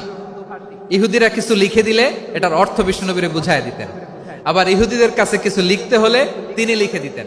বিশ্বনবী একদিন বললেন, ইন্নী ওয়াল্লাহি মা আমানু ইয়াহুদা আলা কিতাব। ইহুদিরা যে চিঠি পাঠায় অর্থ তো বুঝি না, আরেক ইহুদি আইনে অর্থ করা লাগে। আবার ইহুদিদের কাছে কিছু লিখে পাঠাইতে চাইলে আমরা তো লিখতে পারি না, ইহুদিরে দিয়ে লেখা লাগে। ওরা যে পয়রা শোনায় লিখে দেয়, আমি ওদের বিশ্বাস করি না। আমার নিজের একজন লোক দরকার। বিশ্বনবী এই যায়েদ বিন সাবিতকে চুজ করলেন ল্যাঙ্গুয়েজের জন্য। উনি বললেন, যায়েদ তোমার সফট স্কিলকে ডেভেলপ করতে হবে, তুমি হিব্রু ল্যাঙ্গুয়েজ শিখে ফেলো। যায়েদ বিন সাবিত বলল, বিশ্বনবীর মোটিভেশন আর ইন্সপিরেশন পেয়ে আমি 15 দিনে ইহুদিদের এই হিব্রু ল্যাঙ্গুয়েজ শিখে ফেললাম। শুধু শিখে ফেললাম না, হাত্তা হাদিকতু, even I became master in the language. এই ভাষা আমি পারদর্শী হয়ে গেলাম। এরপরে ইহুদিরা চিঠি লিখে পাঠালে আর কোন ইহুদি ডাকা লাগতো না, আমি নবীর এটার অর্থ শুনে পরে বুঝায় দিতাম। আবার ইহুদিদের কাছে চিঠি লেখা লাগলে আমি যায়েদ বিন সাবিত চিঠি লিখে দিতাম। সুবহানাল্লাহ। দেখেন এত সাহাবীর মধ্য থেকে বিশ্বনবীর একাডেমিক প্রজেক্ট, ব্যক্তিগত সচিব, দোভাষী হিসেবে তিনি যায়েদ বিন সাবিতের মতো তরুণকে নির্বাচিত করেছেন। কেমন ট্যালেন্ট হান্টার ছিল আমার নবী। সুবহানাল্লাহ পড়বেন না? বিশ্বনবীর ইন্তেকালের পরে সাইয়েদনা আবু বকর রাদিয়াল্লাহু তাআলা আনহু যখন খলিফা হয়ে আসলেন, কোরআনকে সংকলনের দায়িত্ব দেয়া লাগবে, কোন সাহাবীকে দিবেন? সব সাহাবারা মিলে পরামর্শ করলেন। সাইয়েদনা আবু বকর, ওমর সবাই মিলে এই বিশাল কোরআন সংকলনের গুরু দায়িত্ব বিশ্বনবীর ব্যক্তিগত সচিব, বিশ্বনবীর দোভাষী, বিশ্বনবীর সিলেক্ট করাই লোক যায়েদ ইবনে সাবিত রাদিয়াল্লাহু তাআলা আনহুকে দিয়েছে। কোরআনের কপি তো আজকে এখানে রাখে নাই। এই যে আজকের যে কোরআন পড়েন, এটা আগে এরকম ছিল না। কোরআন নাজিল হলে সাহাবারা চামড়ার, ওটের চামড়ায় লিখে ফেলতো, ওটের চ্যাপ্টা হাড্ডির মধ্যে লিখে ফেলতো, গাছের গুড়ির মধ্যে লিখে ফেলতো। বিভিন্ন জনের কাছে ছড়ানো ছিটানো ছিল। আবু বকর রাদিয়াল্লাহু তাআলা আনহু একসাথে করলেন, পরবর্তীতে উসমান রাদিয়াল্লাহু তাআলা আনহু একসাথে করলেন। 114 সূরার এখন এই মুসহাফ, এই কম্পাইলেশন, এই কপি আমরা পেয়েছি, যার হিউজ কন্ট্রিবিউশন ছিল। এই পুরো কোরআন কম্পাইলেশনের প্রজেক্ট ম্যানেজার ছিল যায়েদ বিন সাবিত রাদিয়াল্লাহু তাআলা। কোরআন কম্পাইলেশনের প্রজেক্ট ম্যানেজার। দেখেন উনারে মাথায় হাত দিয়ে আজান শিখায় নাই। সুবহানাল্লাহ কইবেন না? তাহলে প্রথম সাহাবী আবু মাহজুরাকে মুয়াজ্জিন বানাইলেন, যায়েদ বিন সাবিতকে ব্যক্তিগত সচিব আর দোভাষী বানালেন, মুসআব ইবনে উমাইর রাদিয়াল্লাহু তাআলা আনহুকে ইসলামের প্রথম অ্যাম্বাসেডর বানালেন। তাহলে তৃতীয় নাম্বার একজন সাহাবীর নাম বলছি, মুসআব ইবনে উমাইর। মুসআব কি নাম? নামটা কেমন লাগে? এই কয়েকজনের ভাল লাগে, বাকিদের ভাল লাগে না? ভাল লাগে? এই এই আর কয়েকটা মিনিট দেওয়া যাবে না আমাকে আল্লাহর রাস্তে? হ্যাঁ ঠিক আছে, আমি তোমাদেরকে ভালোবাসা দেখাবো, দোয়া করব, যদি চুপ থাকো, একেবারে চুপ, কষ্ট সহ্য করো, বাকিরা যা সওয়াব পাবে তোমরা ডবল পাবা, যেহেতু কষ্ট বেশি, কিন্তু চুপ। 3 নাম্বার সাহাবীর নাম মুসআব। এই ধাক্কাধাক্কি কেন? ধাক্কাধাক্কি কেন রে ভাই? না না না, এরকম হইলে আসবো না যশোর, আমি আর আসবো না। হয় পিছনে চলে যাও, নাহলে চুপ, ধাক্কাধাক্কি নেই। 3 নাম্বার সাহাবীর নাম মুসআব। কি নাম? He was the first ambassador in Islam. ইসলামের প্রথম ডিপ্লোমাট, প্রথম কূটনৈতিক, ইসলামের প্রথম কূটনৈতিক, ইসলামের প্রথম ডিপ্লোমাট, প্রথম অ্যাম্বাসেডর মুসআব ইবনে উমাইর। মক্কার তরুণ যুবক, উনি পারফিউম লাগাইলে মানুষ দেখলেই বুঝতো এটা মুসআব লাগাইছে। এমন ড্যাশিং ফেসের ছিল, এমন স্মার্ট ড্যাশিং ফেস, এমন পার্সোনালিটির মানুষ ছিল মুসআব রাদিয়াল্লাহু তাআলা আনহু। কারণ যিনি ইসলামের স্পোকম্যান হবেন, মুখপাত্র হবেন, তার স্মার্ট হওয়ার দরকার আছে না নাই?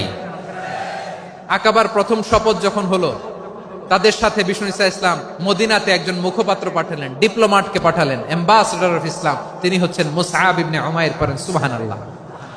বিশ্বনবী দেখলেন সে অনেক স্মার্ট, তার ডেডিকেশন আছে, সিনসিয়ারিটি আছে, এবং মদিনায় যে আউস খাজরাজ গোত্রের নেতাদের সাথে ডিল করতে হবে, ইহুদিদের সাথে ডিল করতে হবে, ওখানে একজন পাক্কা জানু খেলোয়াড়ের দরকার আছে না নাই? মুসআব ইবনে উমাইর রাদিয়াল্লাহু তাআলা আনহু, ওনাকে বিষ্ণু ঈসা ইসলাম চুজ করলেন। এবং বিষ্ণু ঈসা ইসলামের এই চুজিংটা, এই সিলেকশনটা এত সুন্দর ছিল, তিনি মদিনাতে যে বিশ্বনবী আসার আগেই মদিনার জমিনকে তিনি উর্বর করে ফেলছেন। প্রতিটা ঘরে ঘরে কালিমার দাওয়াত তিনি পৌঁছায় দিচ্ছেন। জুমার বিধান নাজিল হয়েছে, কিন্তু মক্কায় পরিবেশ নাই জুমা পালনের। বিষ্ণু ঈসা ইসলাম একজনকে দিয়ে খবর পাঠালেন, যাও মদিনায় মুসাবকে যে বলো, মুসাব তো আমার শিক্ষক, আমার স্পোকম্যান, মদিনাতে যেন তারা জুমা কায়েম করে। বিশ্বনবীর আগেই মুসআব মদিনার মুসলিমদেরকে নিয়ে মদিনায় প্রথম জুমা কায়েম করে ফেলছে। কোন সুবহানাল্লাহ। ডিপ্লোমাটদের কেমন হইতে হয়, অ্যাম্বাসেডারের কেমন হইতে হয়, মুসআব রাদিয়াল্লাহু তাআলা আনহুর কাছ থেকে শিখে নাও। মুসআব নামটা কেমন লাগে? যশোর যাদের সন্তান হবে, ছেলে সন্তান, আমার রাস্তায় পাইলে সবাই জিজ্ঞেস করে, হুজুর একটা নাম দেন, আমার ছেলে হবে। যশোরবাসীর জন্য আমি একটা নাম দিয়ে দিলাম, নাম রাখতে হবে মুসআব। কি নাম? নামটা যাদের ভাল লাগে, ছেলে সন্তান অনাগত আসবে, মনে চাইলে নাম রেখে দিবেন মুসআব রাদিয়াল্লাহু তাআলা আনহুর নামে মুসআব। তাহলে মুসআব রাদিয়াল্লাহু তাআলা আনহুকে বিশ্বনবী ল্যাঙ্গুয়েজ শিখান নাই, সফট স্কিল শিখান নাই। যায়েদ রাদিয়াল্লাহু, তিনি হিব্রু ল্যাঙ্গুয়েজ শিখেছেন, সুরিয়ানি শিখেছেন, কিন্তু মুসআবকে তিনি বানিয়েছেন the spokesman of Islam, the first diplomat, the ambassador of Islam. সুবহানাল্লাহ পড়বেন না? আব্দুল্লাহ ইবনে আব্বাস রাদিয়াল্লাহু তাআলা আনহু, বিশ্বনবীর কাজিন, চাচাতো ভাই। আবার মাইমুনা রাদিয়াল্লাহু তাআলা আনহু, মাইমুনা নবীর স্ত্রী, তিনি ছিলেন আব্দুল্লাহর আপন খালা। তো নবীর বউ যদি ওনার খালা হয়, নবী তার কি? বুঝে নাই, নবী তার কি? খালু। তাহলে সম্পর্ক অনেক গভীর, কাজিন আবার খালু, ছোট্ট মানুষ, তাই রাতে মাঝে মাঝে ঘরে থাকতো। বিশ্বনবী দেখলেন আব্দুল্লাহ যেহেতু আমার ঘরে ঢুকতে পারে, আব্দুল্লাহরে এই উম্মতের বড় শিক্ষাবিদ বানাইতে হবে। কথা বোঝে নাই? আব্দুল্লাহকে কি বানাইতে হবে? শিক্ষাবিদ, এডুকেটর অফ দিস উম্মাহ, এই উম্মার শিক্ষাবিদ বানাইতে হবে। তাই আব্দুল্লাহ ইবনে আব্বাসকে বিশ্বনবী হাতে কলমে শিক্ষা দিয়েছেন। আহারে, আর এরপরে যে কি ভাষা আসবে তোমাদের জন্য আমার মুখ থেকে আমি নিজেও জানি না। 1 ঘন্টা যাবত ধাক্কা ধাক্কি মারামারি, তো আসতে বলছে কে তোমাকে? পেছনে চলে যাও, জায়গা না পেলে পুরো প্রোগ্রামটাই নষ্ট করে দিও।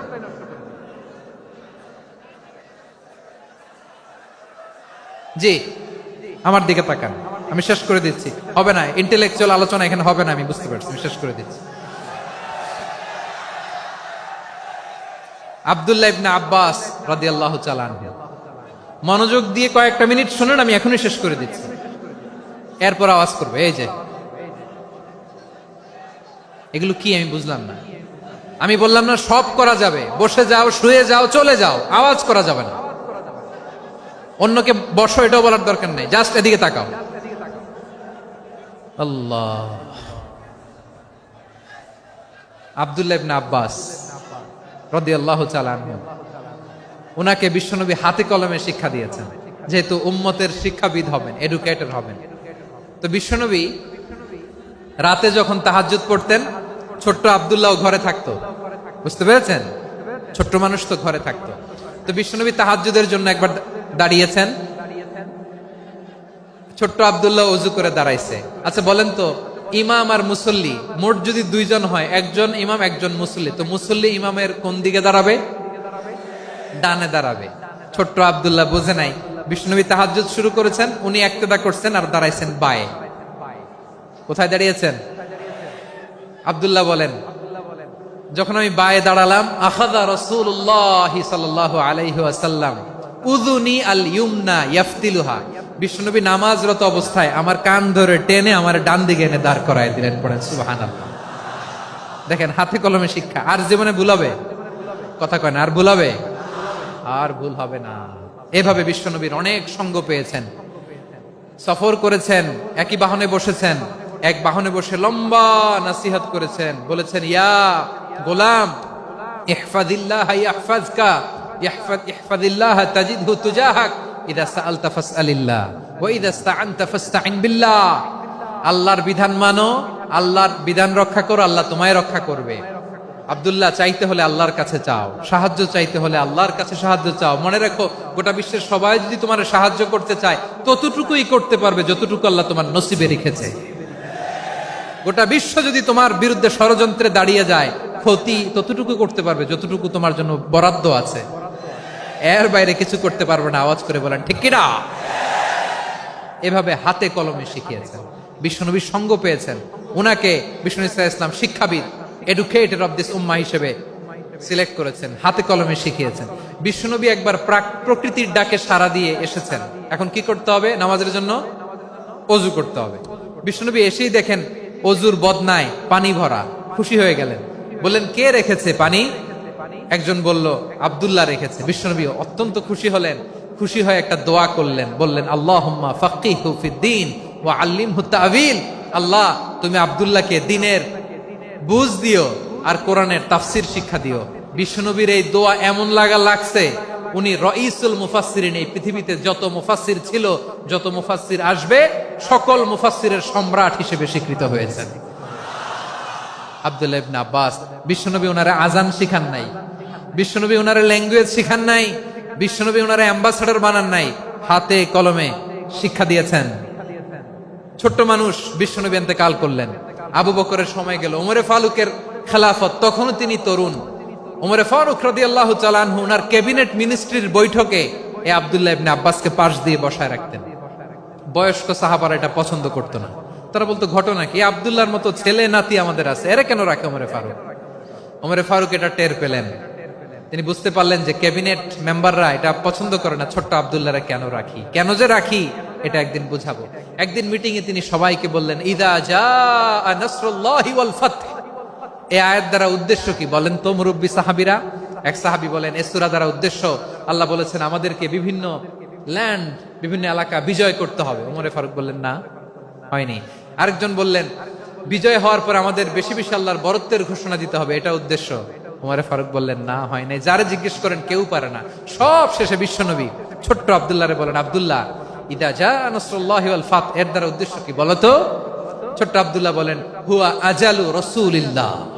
এই আয়াত দ্বারা বিশ্বনবীর বিদায়কে উদ্দেশ্য নেওয়া হয়েছে। ওমরে ফারুক বললেন, হাযা হুয়া, এটাই তো সঠিক উত্তর, এটাই সঠিক তাফসীর এই আয়াতের। কারণ ইদা জাআ নাসরুল্লাহি ওয়াল ফাতহ, যখন আল্লাহর সাহায্য আর বিজয় আসবে, ওয়া রাআইতান নাসা ইয়াদখুলুনা ফি দীনিল্লাহি আফওয়াজা, আপনি দেখবেন দলে দলে, ঢলে ঢলে, বানের পানির মতো মানুষ ইসলামের দিকে ঢুকতেছে, ইসলামের বিজয় হয়েছে। তো ইসলামের বিজয়ের মিশন নিয়ে নবী আসছে, বিজয়ী যখন হয়ে গেছে, এখন তো নবীর বিদায় হবে। জোরে বলেন ঠিক কিনা? কোন সাহাবী এই সূক্ষ্ম কথাটা ধরতে পারে নাই, ওই আব্দুল্লাহ ছাড়া। আব্দুল্লাহ যখন উত্তর দিছে, সব সাহাবীদের টনক নড়েছে। এরপর থেকে কোন ক্যাবিনেট মিটিং এ আর কোন সাহাবারা কোনো প্রশ্ন করে নাই, আওয়াজ করে পড়েন সুবহানাল্লাহ। বিশ্বনবী আব্দুল্লাহ ইবনে আব্বাসকে দ্য এডুকেটর অফ দ্য উম্মাহ, উম্মার শিক্ষাবিদ হিসেবে গ্রহণ করেছেন। আওয়াজ করে পড়তে হবে আল্লাহু আকবার। সাহাবীদের নামগুলো মনে থাকবে? 1 নম্বরে আবু মাহজুরা, মুয়াজ্জিন বানাইছেন। যায়েদ ইবনে সাবিত, দোভাষী, ট্রান্সলেটর অফ প্রফেট, এবং তিনি ছিলেন বিশ্বনবীর ব্যক্তিগত সচিব। মুসআব ইবনে উমাইর, the first ambassador and diplomat of Islam. আব্দুল্লাহ ইবনে আব্বাস, এই উম্মার সবচেয়ে বড় এডুকেটর, শিক্ষাবিদ। আরেকজন ছিল আব্দুল্লাহ ইবনে মাসউদ রাদিয়াল্লাহু তাআলা।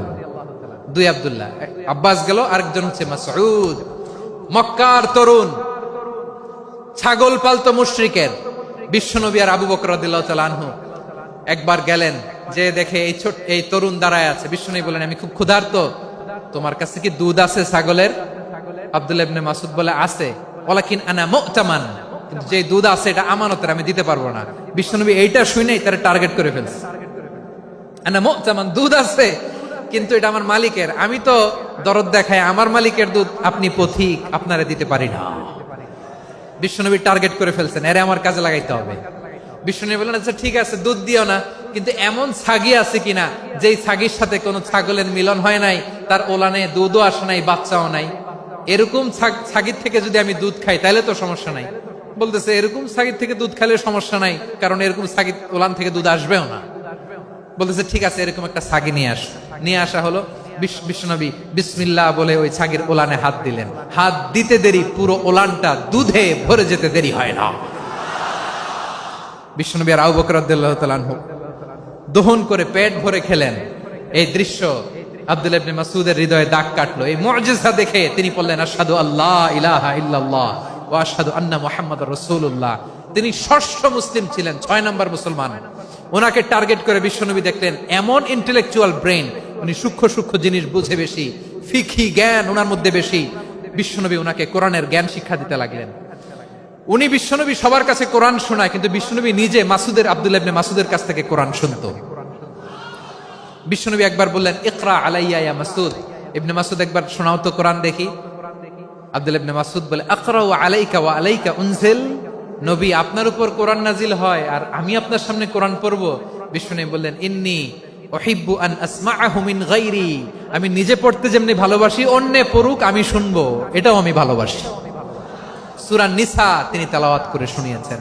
এমন সূক্ষ্ম সূক্ষ্ম বিষয় বিশ্বনবী উনাকে ধরিয়ে দিয়েছেন। উনি হয়ে গিয়েছেন আব্দুল্লাহ ইবনে আব্বাস, হয়েছেন রাইসুল মুফাসসিরিন, উনি হয়ে গিয়েছেন ফাকিহুল উম্মাহ।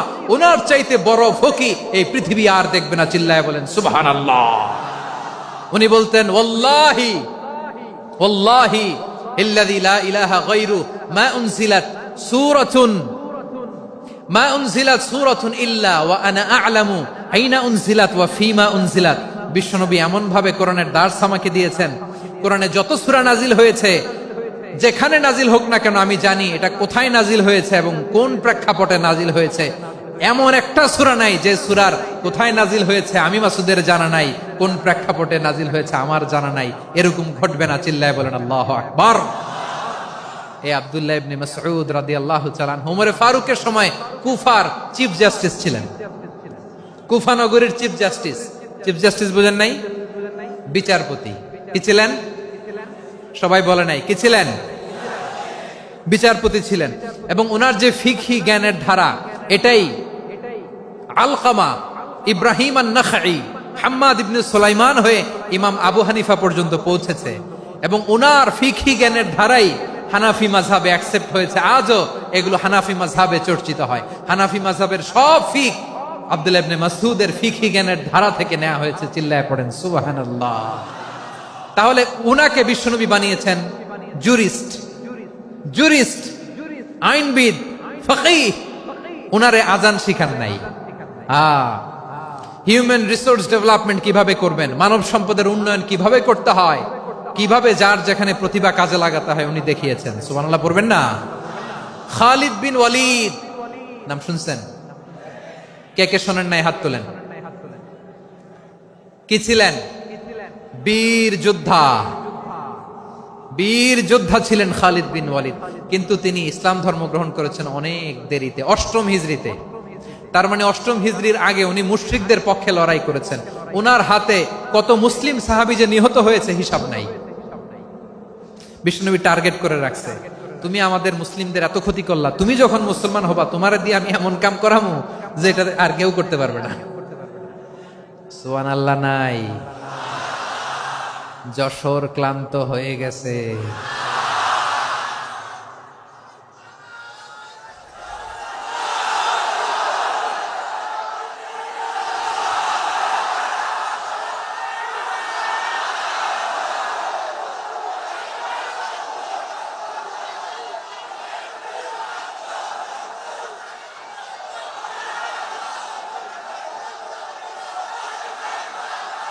মাশাআল্লাহ, বসুন বসুন বসুন।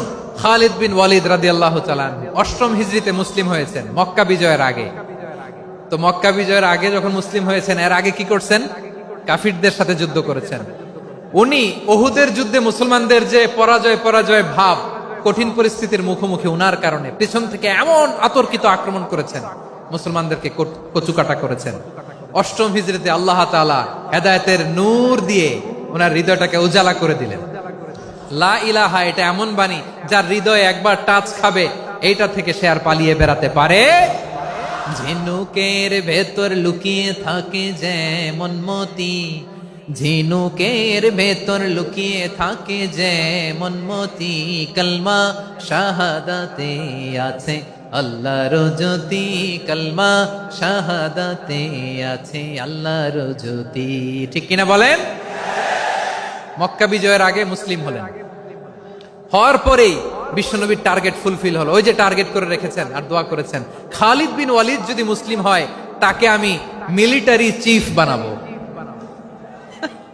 ওনাকে আজান শিখান নাই, ওনারে কান ধইরা নামাজের এই মাথা থেকে ওই মাথা আনান নাই, ফিকহি কোরআনের সূক্ষ্ম তাফসীর ওনারে শিখান নাই, অ্যাম্বাসেডর বানান নাই।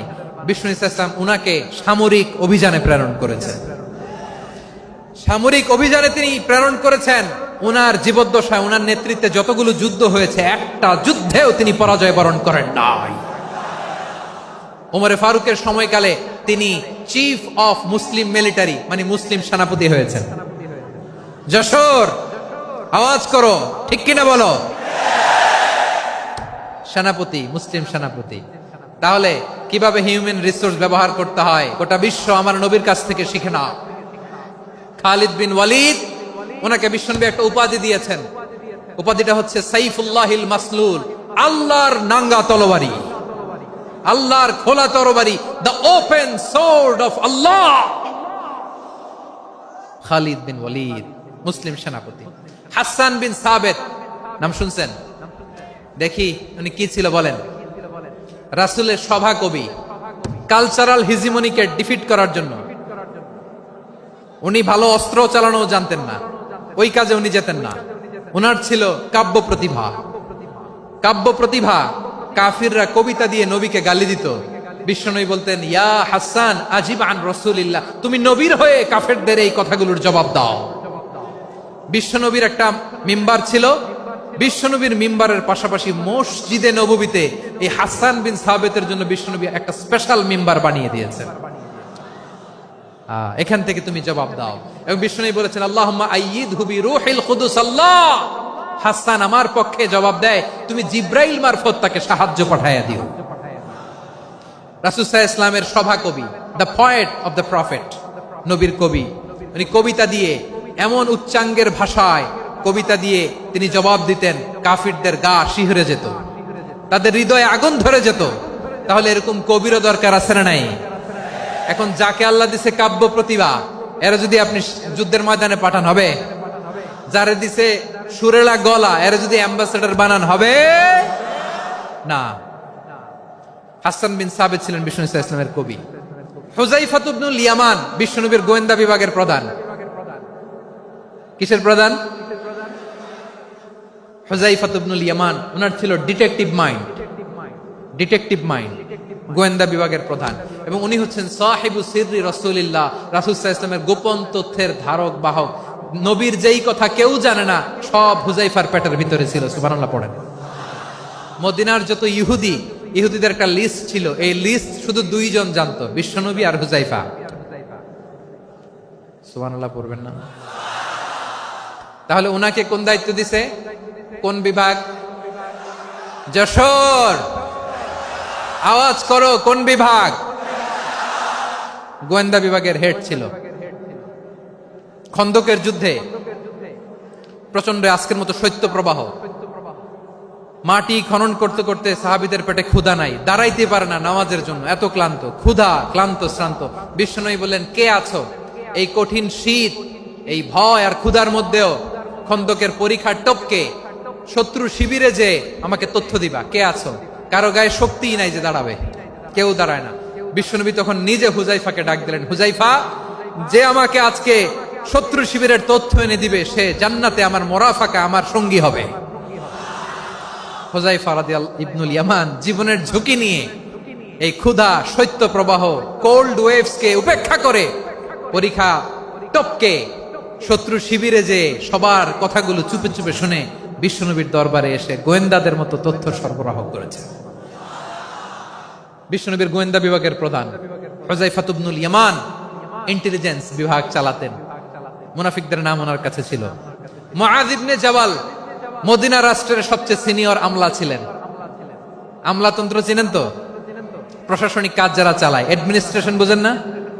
The department of administration. মদিনার রাষ্ট্রের সিনিয়র আমলা মুআয ইবনে জাবাল মুতাখাসসিসুন ফিল হালাল ওয়াল হারাম, হালাল হারামের স্পেশালিস্ট ছিলেন। বিশ্বনবী উনাকে ইয়ামানের গভর্নর করে পাঠাইছেন। বলেছেন, ইন্নাকা তা'তি কওমান আহলা কিতাব, এমন গোষ্ঠীর কাছে যাবা যারা ইহুদি নাসারা, আগে শাহাদা পড়লে এরপরে নামাজের দাওয়াত দিও, নামাজ পড়লে যাকাতের দাওয়াত দিও। গভর্নরের অ্যাটিটিউড যেমন থাকে তেমন অ্যাটিটিউড ধরে রেখো। সুবহানাল্লাহ পড়েন। তাহলে মুআয ইবনে জাবালকে দিয়ে বিশ্বনবী কবিতা লেখায় নাই, চিঠি লেখায় নাই, আজান দেওয়ায় নাই। সুবহানাল্লাহ পড়বেন না? সব শেষ সাহাবী বলি আবু হুরায়রা রাদিয়াল্লাহু তাআলা, নাম শুনছেন? বিড়ালের বাবা। কি করতেন? খালি হাদিস মুখস্থ করতেন। উনি বলতেন, আলজামু রাসূলুল্লাহ আলা মিলই বাতনি, আমার শুধু পেটের ক্ষুধার বন্দোবস্ত হইলে আমি নবীর সঙ্গ ছাড়তাম না। আমার আনসার সাহাবারা ক্ষেত খামারের কাজ করত, আমার মুহাজির সাহাবারা ব্যবসা করত, আর আমি নবীর সাথে সাথে থাকতাম। শুধু সকাল বিকাল দুই বেলা যদি আমার খাবারের বন্দোবস্ত হয় আমি আর নবীর লক ছাড়ি না। সুবহানাল্লাহ কইবেন না? 5374টা হাদিস তিনি বর্ণনা করেছেন। সবচেয়ে বেশি হাদিস বর্ণনাকারী সাহাবী। হাদিস প্রিজার্ভেশনের কাজে বিশ্বনবী ওনাকে কাজে লাগিয়েছেন। উনি একদিন বলেন, ইয়া রাসূলুল্লাহ আসমাউ মিনকা কাসীরান ফালা আহফাজু, নবী অনেক কথা শুনি আমার মনে থাকে না। বিষ্ণু বললেন, তাই? উবসুত রিদাক, তোমার চাদরটা বিছাও। আবু হুরায়রা বিছালেন, বিশ্বনবী হাত বুলায় দিলেন, এরপরে অনেক হাদিস বর্ণনা করলেন। আবু হুরায়রা বলে, তারপর থেকে বিশ্বনবী যাই বর্ণনা করে আমি শুনি আর একটাও ভুলি না। এখন সুবহানাল্লাহ। বিশ্বনবী ওনাকে হাদিস প্রিজার্ভেশন, নবীর এই যে লক্ষ্য হাদিস প্রিজার্ভেশনের এই দায়িত্ব দিয়েছেন সাইয়েদনা আবু হুরায়রা রাদিয়াল্লাহু তাআলা আনহুকে। প্রিয় ভাইরা, তাহলে 10 জন সাহাবীর কথা যে বললাম, আপনারা কি খেয়াল করেছেন কত বড় ট্যালেন্ট হান্টার, চৌকস ট্যালেন্ট হান্টার ছিল আমার নবী। এক একজনের এক এক ট্যালেন্ট, এক এক কাজে অ্যাসাইন করেছেন, এক একজনকে এক এক দায়িত্ব দিয়েছেন, এক একজনের প্রতিভাকে এক এক ভাবে বিকশিত হওয়ার সুযোগ দিয়েছেন। আওয়াজ করে বলেন ঠিক কি না? এখন আমার পর্দার আড়ালে আমার মায়েরা বলবে, এতগুলো পুরুষ সাহাবীর কথা বললো, নারী সাহাবীরা কি কিছু করে নাই? হ্যাঁ, একজন নারী সাহাবীর কথা বলে মোনাজাত হবে, দোয়া ছাড়া কেউ যাব না। রুফাইদা আল আসলামিয়া রাদিয়াল্লাহু তাআলা আনহা, ওনার বাবার নাম সাআদ আল আসলামি। বিশ্বনবী কি খেয়াল করলেন দেখেন, সাআদ ছিল মদিনার বড় ডাক্তার। এই নারী সাহাবী রুফাইদা বাবার কাছ থেকে চিকিৎসা বিদ্যা শিখেছেন। যখন শিখছে, বিশ্বনবী দেখলেন আমার তো প্রতি সপ্তাহে সপ্তাহে যুদ্ধে আহত সাহাবীদের সেবা দিবে কে? বিশ্বনবী রুফাইদাকে বললেন, রুফাইদা তুমি মসজিদে নববীর পাশে একটা মেডিকেল ক্যাম্প করো। এই যে সাকিনা আদ্দিন মেডিকেলের আমার ছাত্রী বন্ধুরা শুনে রাখো, তোমাদের আইকন হচ্ছে এই রুফাইদা আল আসলামিয়া। বিশ্বনবীর ডিরেকশন অনুযায়ী তিনি মসজিদে নববীর পাশে একটা মেডিকেল ক্যাম্প করলেন এবং আহত সাহাবাদের চিকিৎসা উনি ওনার টিম নিয়ে দিতেন। বিশ্বনবীর পরামর্শে উনি আনসারি এবং মুহাজির মহিলা সাহাবীদেরকে নিয়ে একটা স্পেশাল মেডিকেল টিম গঠন করলেন। খায়বার যুদ্ধে 7ম হিজরিতে যখন বিশ্বনবী যায়, উনি ওনার টিম নিয়ে আসলেন, বললেন, ইয়া রাসূলুল্লাহ, আমরা তো তলোয়ার চালাতে পারি না, আমরা তো তীর মারতে পারি না, আপনি যদি অনুমতি দেন খায়বার অভিযানে আমি আমার টিম নিয়ে মেডিকেল টিমের সেবাটা সার্ভিসটা দিতে চাই। পড়েন সুবহানাল্লাহ। বিশ্বনবী অনুমতি দিলেন, যোদ্ধা সাহাবীদের সাথে রুফাইদা আল আসলামিয়া উনিও মেডিকেল টিম নিয়ে অগ্রসর হলেন। খায়বারের প্রতিটা আহত ইনজুর্ড সাহাবী যারা ইনজুরি শিকার হয়েছেন সবাই রুফাইদা আল আসলামিয়ার এই মেডিকেল ক্যাম্প থেকে চিকিৎসা সহায়তা পেয়েছেন। সুবহানাল্লাহ পড়েন। দেখেন কিভাবে বিশ্বনবী ট্যালেন্ট বাছাই করতেন, আপনি অবাক হবেন। বাহরাইনের মেডিকেল ইউনিভার্সিটিতে রুফাইদা আল আসলামিয়া মেডিকেল প্রাইজ অ্যাওয়ার্ড প্রতি বছর দেয়া হয়। যদি 8 দিনের এই মেডিকেল আমার বোনেরা যদি জেনে থাকো জানো, না হলে নতুন করে জানো, সার্চ দিও, রুফাইদা আল আসলামিয়া মেডিকেল অ্যাওয়ার্ড বাহরাইনের ইউনিভার্সিটিতে দেয়া হয়। প্রিয় ভাইয়েরা, তাহলে আলোচনার সামারি আমরা করি। বিশ্বনবী যার যেখানে ট্যালেন্ট তাকে ওইখানে কাজে লাগাতেন। আওয়াজ করে বলেন ঠিক কিনা? এবার একটা ইন্টারভিউ হবে, আওয়াজ করে বলেন, আবু মাহজুরাকে বিশ্বনবী কি বানাইছেন? হ্যাঁ, ভুলে গেছেন? সামনের চুলে হাত দিয়ে বিশ্বনবী কি সুন্দর গলায় আজান শিখালেন। মুয়াজ্জিন যায়েদ বিন সাবিতকে একাডেমিক প্রজেক্টের দায়িত্ব দিয়েছেন, তিনি ছিলেন বিশ্বনবীর দোভাষী ব্যক্তিগত সচিব। মুসআব ইবনে Umair the first ambassador of Islam, Abdullah ইবনে আব্বাস উম্মার বড় শিক্ষাবিদ মুফাসসির, আব্দুল্লাহ ইবনে মাসউদ, আব্দুল্লাহ ইবনে মাসউদ ছিলেন জুরিস্ট। কি ছিলেন? জুরিস্ট ছিলেন, এই উম্মার সবচেয়ে বড় জুরিস্ট। খালিদ বিন ওয়ালিদ সেনা প্রধান। হাসান বিন সাবিত, হাসান বিন সাবিত ছিলেন বিশ্বনবীর সভাকবি। কি ছিলেন? বিশ্বনবীর সভাকবি ছিলেন। এরপরে হুযায়ফা ইবনুল ইয়ামান কি ছিলেন? গোয়েন্দা বিভাগের প্রধান। মুআয ইবনে জাবাল কি ছিলেন? সিনিয়র আমলা, ইয়ামানের গভর্নর। আবু হুরায়রা রাদিয়াল্লাহু তাআলা আনহু হাদিস প্রিজার্ভেশনের কাজ করেছেন। আর আমাদের রুফাইদা আল আসলামিয়া রাদিয়াল্লাহু তাআলা আনহা কি ছিলেন? নার্স ছিলেন, নার্স হয়ে মেডিকেল সেবা দিয়েছেন। প্রিয় ভাইয়েরা, পুরো আলোচনার যদি সামারি করি তাহলে বিশ্বনবী যেভাবে হিউম্যান রিসোর্সকে ম্যানেজ করেছেন, যার যেখানে প্রতিভা কাজে লাগিয়েছেন, আমরাও যদি করি আমাদের বাংলাদেশের চিত্র আমরা পাল্টে যেতে পারবো। আমরা শুরুতে শুনেছি মানুষের আছে অসীম সম্ভাবনা, প্রতিটা মানুষ অনন্য, যত্ন নিলে, যথাযথ পরিচর্যা করলে মানুষ বিশ্ব জয় করতে পারে। ঠিক কিনা? আমাদের হাফেজে কোরআনের সামনে দাঁড়াতে পারে এমন কোন হাফেজে কোরআন আল্লাহর জমিনে জন্ম হয় নাই।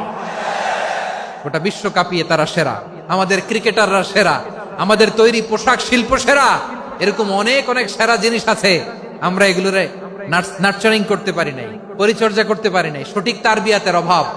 তাহলে মানুষের অসীম সম্ভাবনাকে কাজে লাগাতে হবে। ঠিক কিনা বলেন? ইউনুস গভর্নমেন্টকে আমি বলবো, অল্প সময়ের জন্য আপনারা এসেছেন, সংস্কারও করতে হবে, আবার নির্বাচনও করতে হবে।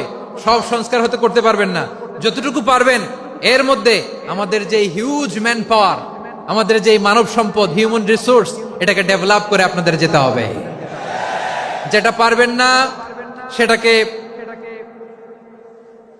পরবর্তী নির্বাচিত গভর্নমেন্টের কাছে রেখে যেতে হবে, যে তারা যেন করে, তাদের কাছে আপনারা এটা রেখে যাবেন। তাহলে মানুষ চাইলে বিশ্ব জয় করতে পারে। আর মানুষকে হারাতে পারে কেউ? জোরে বলো যশোর, মানুষকে হারাতে পারে কেউ? আল্লাহ আমাদেরকে জনসংখ্যা দিয়েছেন। প্রিয় ভাইয়েরা, এই জনসংখ্যা অনেক বড় সম্পদ, এটা আমাদের জন্য অভিশাপ নয়, আশীর্বাদ। আমাদের জনসংখ্যাকে যদি আমরা জনশক্তিতে রূপান্তর করতে পারি, আজকে বাংলাদেশ যে অবস্থানে দাঁড়িয়ে আছে, বাংলাদেশ তার 20 গুণ উন্নতির শিখরে চলে যাবে। চিল্লায় বলো ঠিক কিনা? আমাদের শ্রমিক ভাইয়েরা বাইরে কাজ করে, আমাদের শ্রমজীবী ভাইয়েরা, প্রবাসীরা, তাদের ব্যাপারে গুরুত্ব দিতে হবে। আমাদের শ্রমের দাম সবচেয়ে কম, সবচেয়ে কম। তারা এম্বাসিতে গুরুত্ব পায় না, এয়ারপোর্টে গুরুত্ব পায় না। এই সরকার অবশ্য তাদেরকে অনেক গুরুত্ব দিচ্ছে।